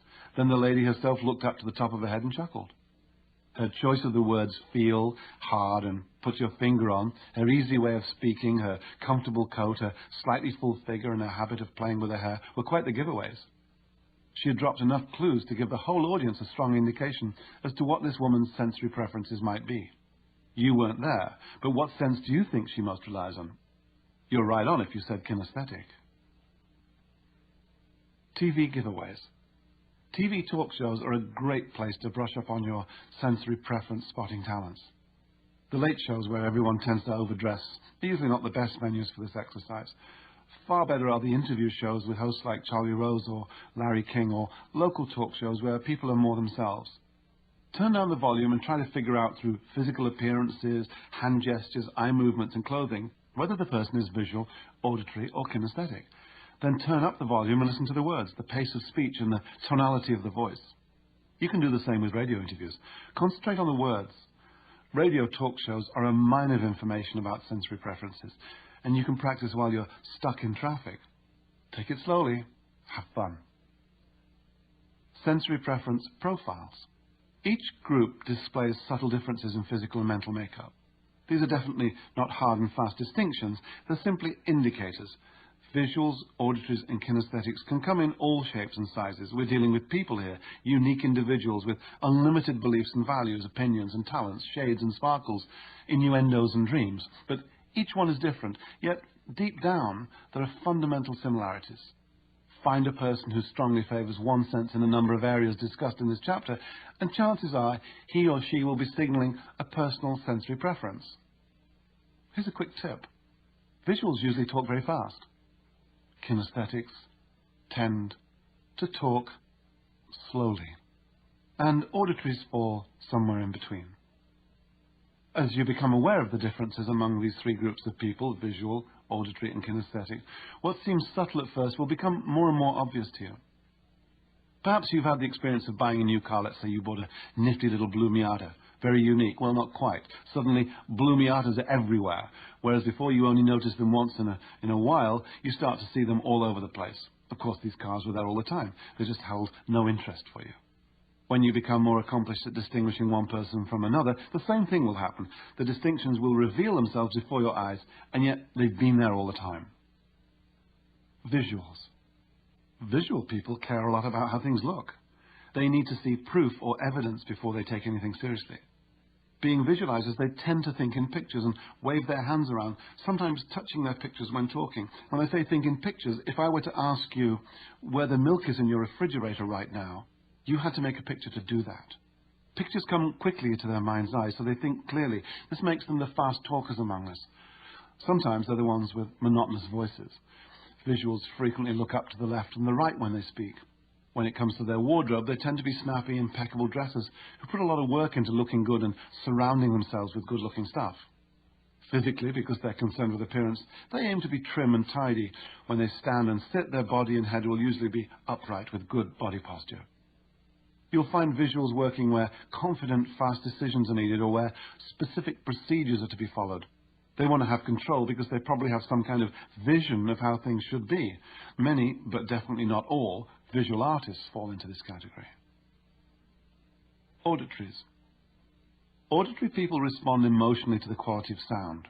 They enjoy the spoken word and love conversation, but things must sound right for them to tune in and give their attention. They have fluid, melodic, sensitive, persuasive, expressive voices.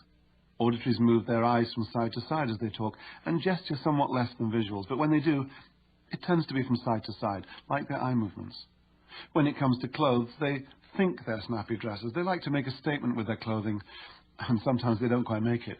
Physically, they're somewhere in between the trim visuals and the comfortable kinesthetics. Auditories work where words and sound are the currency. Many broadcasters, teachers, lawyers, counsellors, and writers are auditory. Kinesthetics. For our sensitive kinesthetics, things have to be solid, well constructed, and right feeling in order for them to go along. They have lower, easygoing voices and gestures. Some kinesthetics have been known to speak unbelievably slowly, or add all sorts of unnecessary details that can drive the visuals and auditory to the point of wanting to yell, "Please, for heaven's sake, I got it 10 minutes ago." That's just the way many of them are. The fact of the matter is that it takes longer to put feelings into words than it does to translate pictures or sounds into words.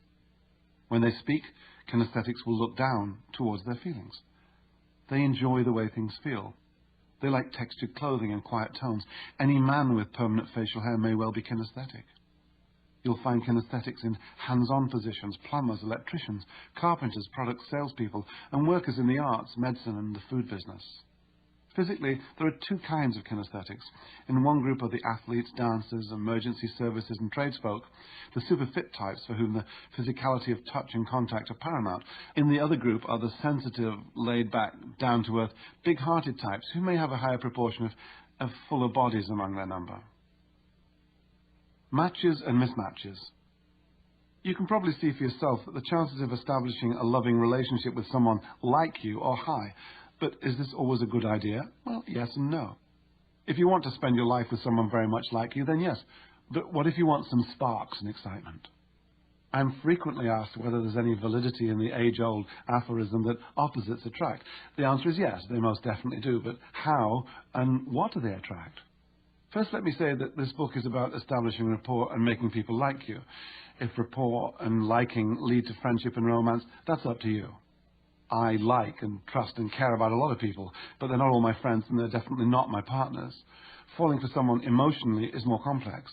Many of the old classic languages refer to three types of love or affection. Roughly translated, they include general love, or in other words, love of humanity, brotherly love, and sexual love. When all three are present, a relationship is indeed rich. In my opinion, and it has no scientific basis other than my close enough acquaintanceship with more than 35 couples whose relationships have lasted more than 20 years and are still vibrant, the following observation holds true. Relationships that have endured more than 20 years have an interesting pattern of sensory preferences. They are actually complete opposites. You'll remember from the self-test that the tally at the end allowed you to rank your preferences. Let's use my own rating as an example. I ranked first A, then V, and then K, or as we call it, AVK. The complete opposite of my ranking would be KVA. If you stack them side by side, that you'd see their exact opposites. This would give us opposites at the top, auditory and kinesthetic, for spark and interest, but the same in the middle, in this case, the visual. The relationship is held together by the common visual link, a mutual subconscious sharing of the same wavelength, and the relationship is kept vital by opposing auditory and kinesthetic as primary personal sensory preferences. My observation is that when two people meet in the middle, they share a central sensory preference, whether visual, auditory, or kinesthetic.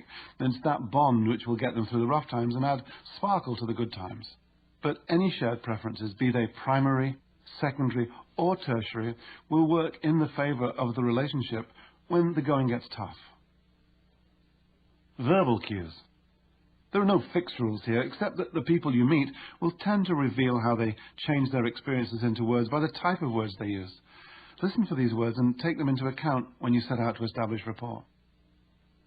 Pushing for more. This simple technique has proved helpful in determining a person's sensory preference. Start by asking a couple of non-specific questions like, do you live in the city or in the suburbs?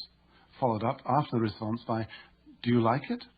If the answer is yes, ask, what do you like most about it? If the answer is no, follow up with, what don't you like about it? As the reasons are given, push for more. Expanding on answers like, well, for one thing it's peaceful, can be encouraged by the question, what else? And don't stop there. Pursue your line of questioning until you have enough verbal cues to get a handle on the person's favourite sense. Visual words. A tendency to favour picture words and metaphors.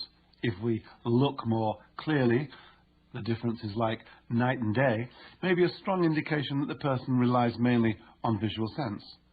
Here's an exercise. For one entire day, from dawn to dusk, focus on the visual words and phrases that you hear in other people's vocabulary. Notice them until they appear as clear as the three extremely visual words I just used in this one sentence. Here are some picturesque words that will give you perspective and focus as you observe people who scrutinize the world with their eyes. Make the effort in your conversation with other people to talk in color by painting word pictures. Describe your experiences vividly so other people can see them. Here are some visual words. Analyze, appear, brilliant, colorful, diagram, enlighten, envision, glimpse, hindsight, illuminate, light, mind's eye, portray, perspective, survey, show, witness. Here's some visual phrases. How do you see yourself? It's a bit hazy right now. I see what you're saying. He's such a colourful character. It's a sight for sore eyes. Let's get some perspective. We are a company with vision. We see eye to eye on the subject. It's a bit vague, beyond a shadow of doubt. See you later. Can you imagine? Let me make this clear. Can you shed some light on this? We have a bright future. Auditory words. Tune into auditory words and phrases as people express them to one another. Call to mind and amplify all those harmonious discussions within your hearing range until you are well informed about how they sound. Listen how these auditory words just click into place. Open your ears to those who see and feel the world through their hearing, and you'll get the message loud and clear. Announce, earshot, chime, clang, clash, inquire, listen, loud, resonate, rasp, pronounce, proclaim, shrill, silence, tinkling, tone, utter, well-informed, word for word. And here's some auditory phrases. Sounds familiar. Tell me more. Does that ring a bell? He gave a satisfactory account of himself. At last we have harmony at home. They granted me an audience. She had me completely tongue-tied. These colours are really loud. I didn't like the tone of his voice. Let me tell you. Tell me how. She's a scream. In a manner of speaking, I want everybody in the room to voice an opinion. He received a thunderous applause. That's as clear as a bell. Hold your tongue. Are you tuning into what I'm saying? Kinesthetic words. The following physical words are the currency of a kinesthetic. Tap into the emotions around you until you get a handle on how they flow. Overcome any and all stumbling blocks. Build a firm foundation on which you can base your own contact with other people. Use these concrete, touching words that move kinesthetic people, thanks to their sensitivity and feelings.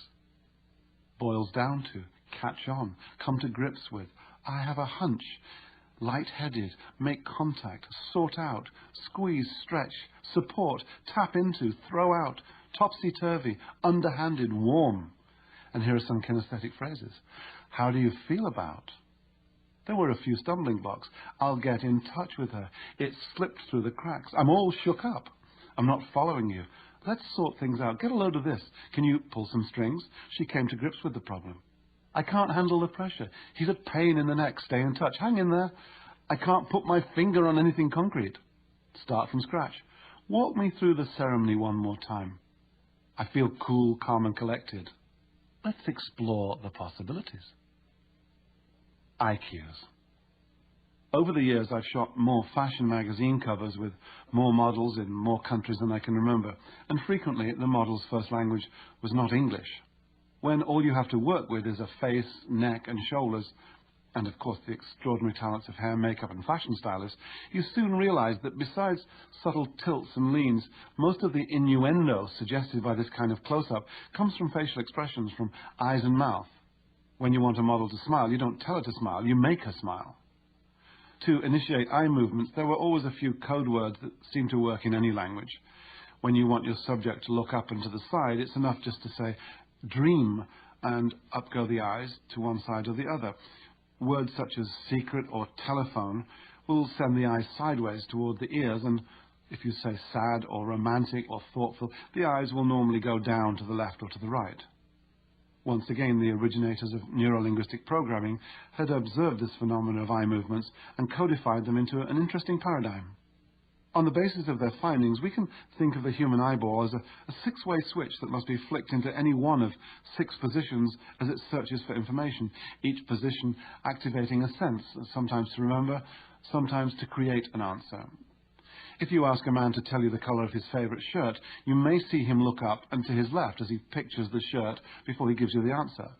Ask a woman to tell you what silk feels like, and chances are she'll look down to her right as she remembers how silk feels in her mind. In other words, when asked a question, people have to look away in order to generate the answer. The reason is quite simple. They are accessing their senses. Try this. Turn down the sound on your TV during an interview and watch the guest's eyes hunt about for answers to the interviewer's questions. Here's something else you can try. Ask somebody a question without telegraphing your intent. Look the person in the eye and ask a non-specific question, such as, what did you like most about your last holiday or birthday or job? Then watch the person's eyes dart off to get the information. This will give you a fairly good idea of how he or she stores and accesses information, in other words, as pictures, sounds or feelings. Consistent reference to one sense are also an indication of a sensory preference. People who answer such questions while looking up to the left or the right are most likely visualizing the answer. If they look left or right towards their ears, they're probably recalling sound information. If they look down to the left, they may well be accessing their feelings, and down to the right indicates some type of internal dialogue. Research has varying views as to the validity of these neuro-linguistic programming IQs, but I find them fairly accurate, and most importantly, they lead to proactive eye contact for many people who are often too shy to look another person directly in the eye without discomfort. Another valuable detail to be aware of here is that when we look to the left, we're probably remembering information, while looking the other way to the right means we're probably constructing it. Keep in mind that when you converse with someone, there may be several mental activities going on at once. For example, a fellow asks a young woman, "Seen the latest Bruce Willis movie?" "Yes, I have," she says, going into her mind and picturing herself in the waiting line as she remembers, but at the same time, she's having an internal dialogue. "What a boring twit. Am I judging too quickly? No, he's a bore. How can I dump him?" Then he says, "Want to go out Saturday night?" Grasping for any excuse, she finally mutters, "Gosh, I can't. I have to finish up a report for Monday morning deadlines." Her eyeballs dart off to the other side as she constructs a picture of herself at the kitchen table with a laptop. Feeling a bit confused, imagine you're facing a person. If they look up to the left, they're constructing an image in their mind. If they look up to the right, they're remembering an image. If they look sideways to the left, they are creating a sound in their mind. If they look towards the right, they're remembering a sound. If they look down towards the left, they're accessing feelings and body sensations. If they look down to the right, they're processing internal dialogue, also known as talking to yourself. The following is an exercise in IQs. Try this with a friend. Stand in front of them and ask them some questions, and watch where their eyeballs go. The directions I'm going to give you are your left and your right. Ask them, what color socks are you wearing, and watch their eyes go up and to the right, because they're visually remembering. Ask them, how would you look in a green jacket, and watch their eyes go up and to the left. They're constructing a visual. Can you remember what Purple Haze sounds like by Jimi Hendrix? Their eyes will go sideways to the right because they're remembering a sound. What would it sound like if it was played on the bagpipes? Their eyes will go sideways to the left because they're imagining or constructing a sound. What does sound feel like? Watch their eyes go down to the left as they access their feelings. And what are you telling yourself right now? Watch their eyes go down and to the right as they process internal dialogue and talk to themselves. Incidentally, these actions are not the same as the movements your eyeballs make when you look around a room or across a landscape. They are totally independent of the requirements of the ability to see. Your eyeballs serve two purposes: one, roving about to see what's going on, and two, activating sensory memory channels. When you first begin looking for eye cues, people's eyes may appear to dart about randomly. All you need, though, is a little practice at reading these movements. Have fun, let it happen naturally, and above all, never tell anyone what you're doing. That would quite rightly make people self-conscious and embarrassed. Keep these skills to yourself. An exercise in spotting preferences. Brain lock. Challenge a friend to answer the following questions without moving her eyes. Tell her to look directly at you at all times and keep her eyeballs perfectly still. Then ask the first question. Do you like the house or apartment or whatever you live in? Depending on whether she answers yes or no, ask the follow-up question. Quickly list 6 things you like or don't like about where you live. Because they have to keep their eyeballs still, either your friend will be completely tongue-tied or she'll find herself struggling to think of an answer. Searching for how things look, sound or feel without any eye movement is almost impossible. She'll be like a rabbit paralyzed in the grip of a car's headlights. Hypnotists know that if they can stop your eyeballs from moving, you won't be able to think. A meditative state is easily accessed in the same way. Stare at a stationary spot with your eyes open, or place your attention in one spot, your forehead for example, with your eyes closed. Provided you can keep your attention fixed, you will stop your inner dialogue and lose all sense of time. The big picture. The implications of verbal and eye cues discussed in this chapter are vitally important to anyone who wants to connect with other human beings and establish rapport by design.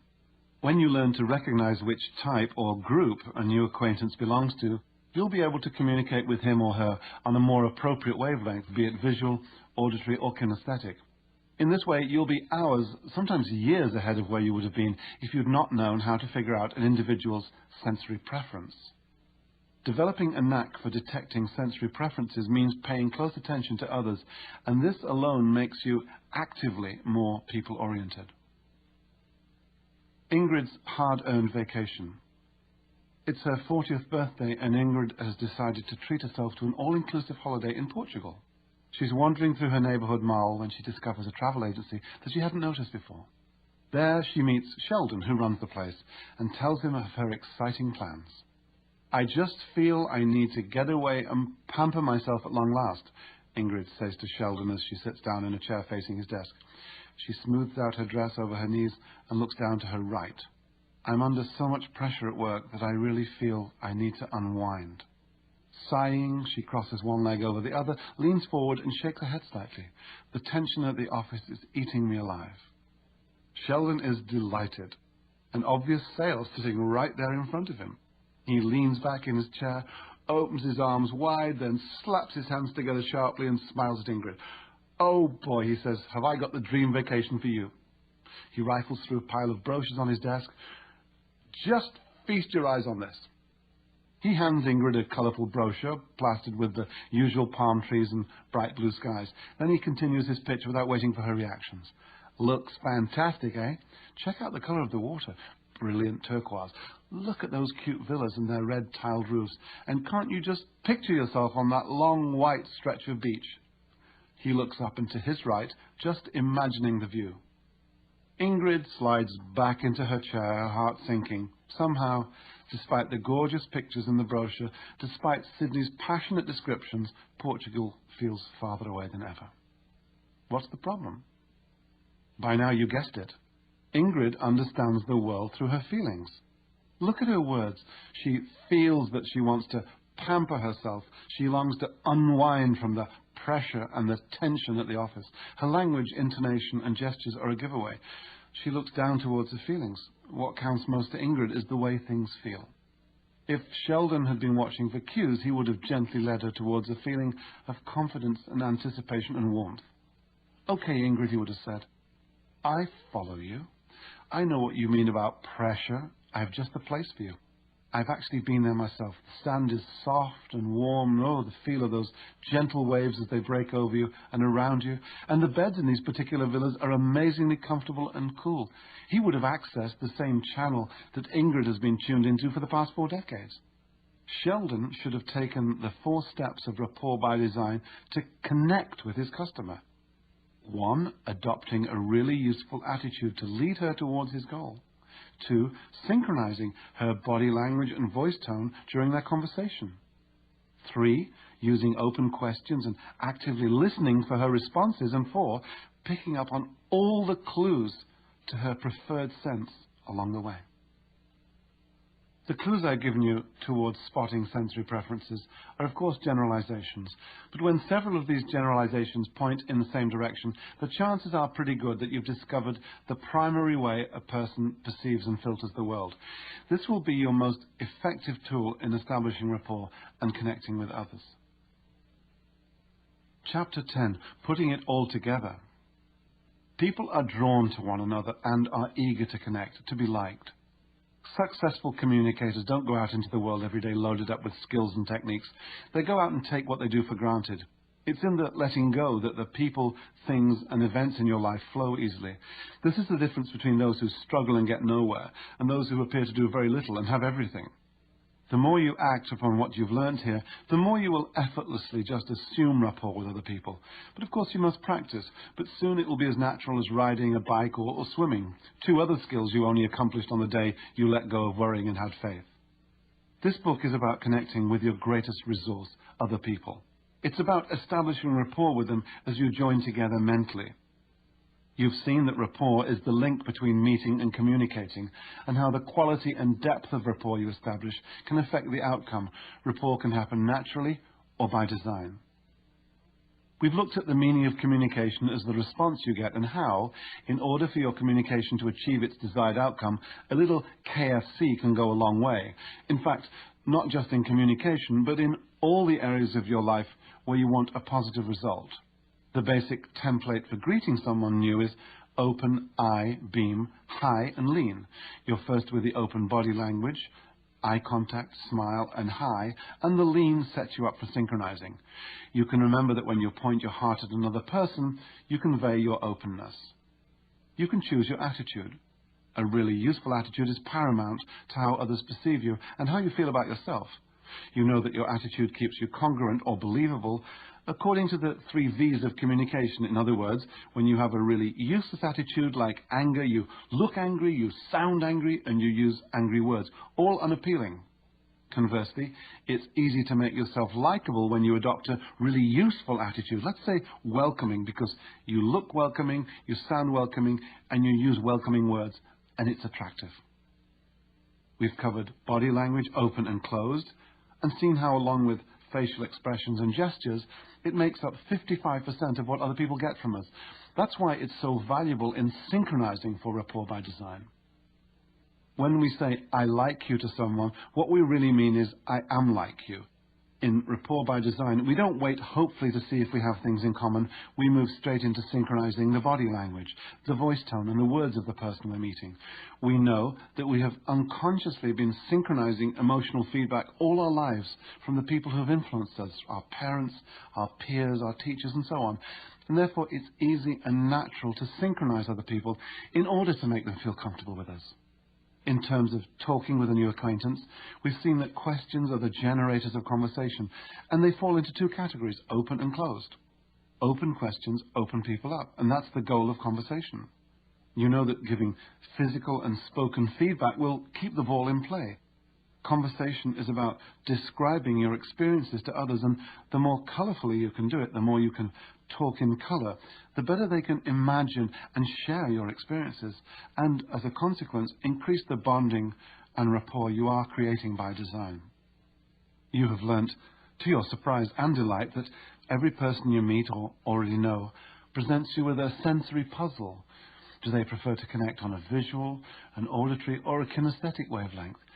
You've begun developing insight into their perceptions of the world around them. In fact, Even if you've begun to implement the techniques in this book and got every one of them wrong, you're still getting it right because you've learned to be proactive with people as opposed to reactive or passive. There's absolutely no downside. You can't lose. If you are carefully observing people's body language and expressions, listening to their words, watching their eye movements, giving feedback and making conversations, you're being proactive. And they really can't help but like you, as long as you have a really useful attitude. So where do I start? Let me reiterate that this is not a new way of being. It's not a new way of life. I haven't given you a magic wand to rush out in the street and start tapping people over the head and make them like you. These are tools and techniques that help you establish rapport quickly. We've covered the 4 basic areas of making people like you in 90 seconds or less: attitude, synchronization, conversation, and sensory preferences. Improvement in any one of these areas will increase your ability to communicate effectively and quickly with other people. As you learn to incorporate all 4 stages into your face-to-face encounters, the effects will become more and more apparent. You now know why you naturally connect with some people and not with others, and since starting this audiobook, you've probably thought of ways you can improve your relationships at home and at work. You can approach people with increased confidence and sincerity and enjoy each new experience. And you may be realizing that you already possess most of the skills you need for making natural connections with other people.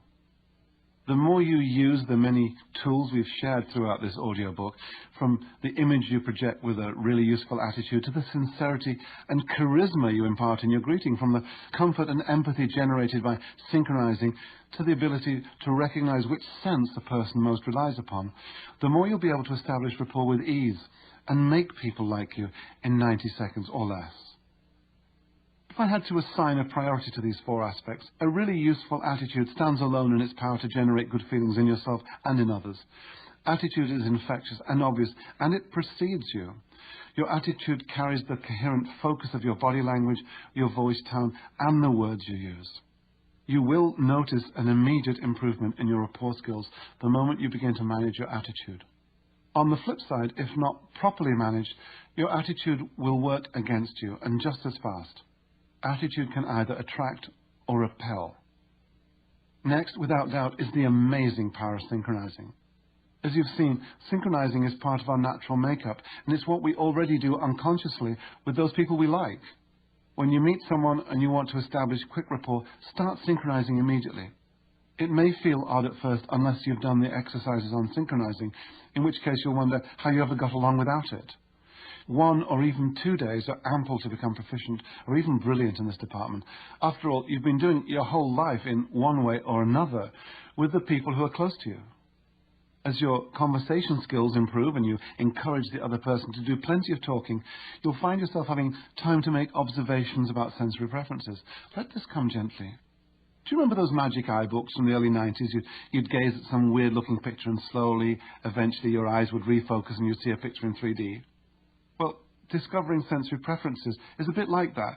You look and you search and you get frustrated, and then suddenly you refocus on people and they start to look different as you establish an elegant, deep rapport at the subconscious level where true unity is achieved. The unfolding and detection of someone's sensory preferences will continue after your 90 seconds and give you the vehicle to travel much deeper into rapport by design with your new person, your newest great resource.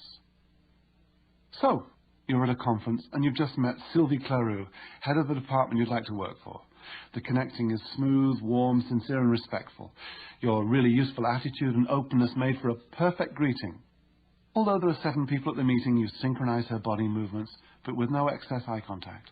Her subconscious picks it up. There is chance eye contact. She smiles politely, you acknowledge. Bingo! You've been practicing this daily and have easily realized that by her dress, her voice, her choice of words, eye movements and tonality, she's probably auditory.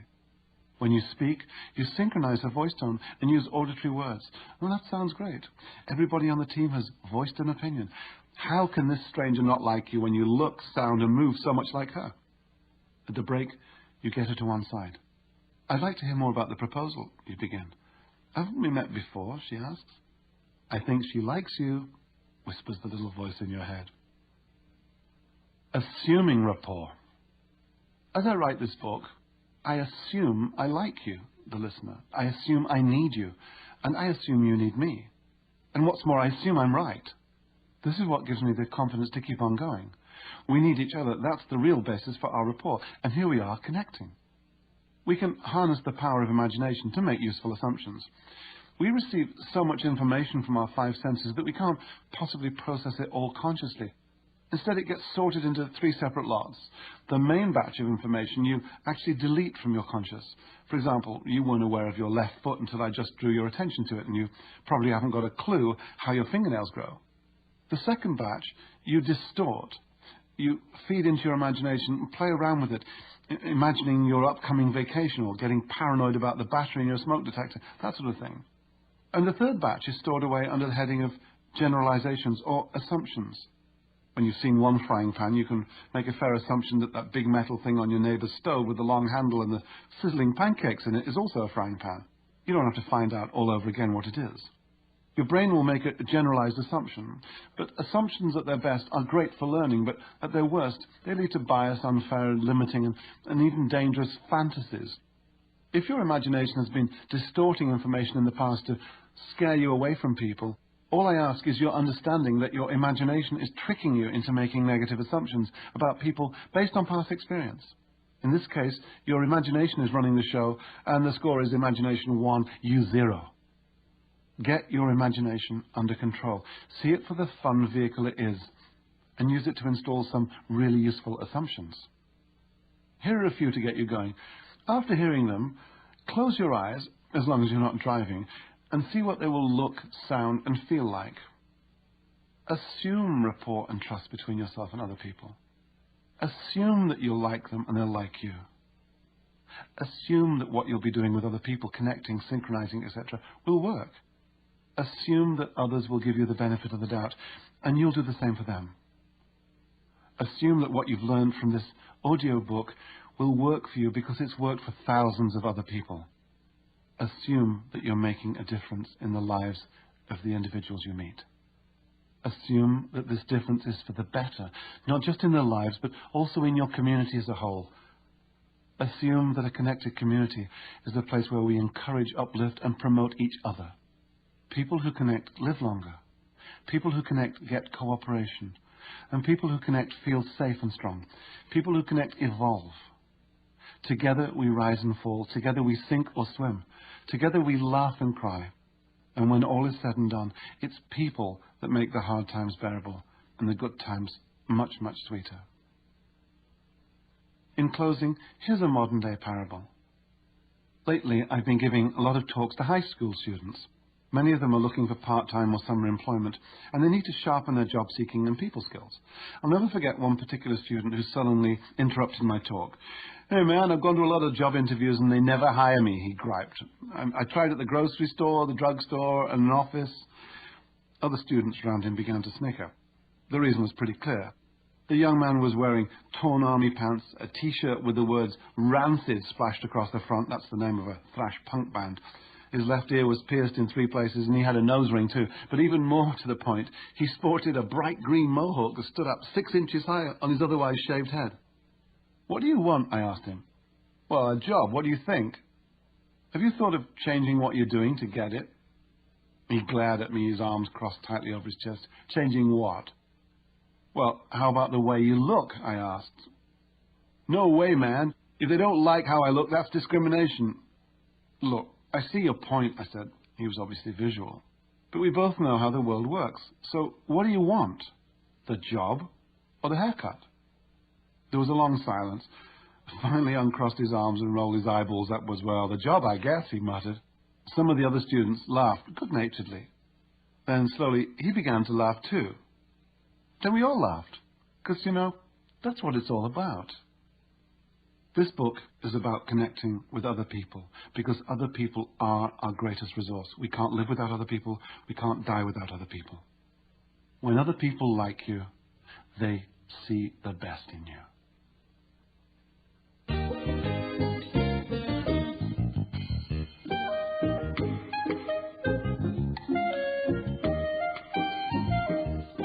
Thank you for listening to How to Make People Like You in 90 Seconds or Less by Nicholas Boothman. This is released for the sake of education. This is a brief key insight about all the concepts of the book. We provide free audiobooks, key insights, summaries, and brief study notes on the concepts of the books. So make sure to subscribe and become a part of our family.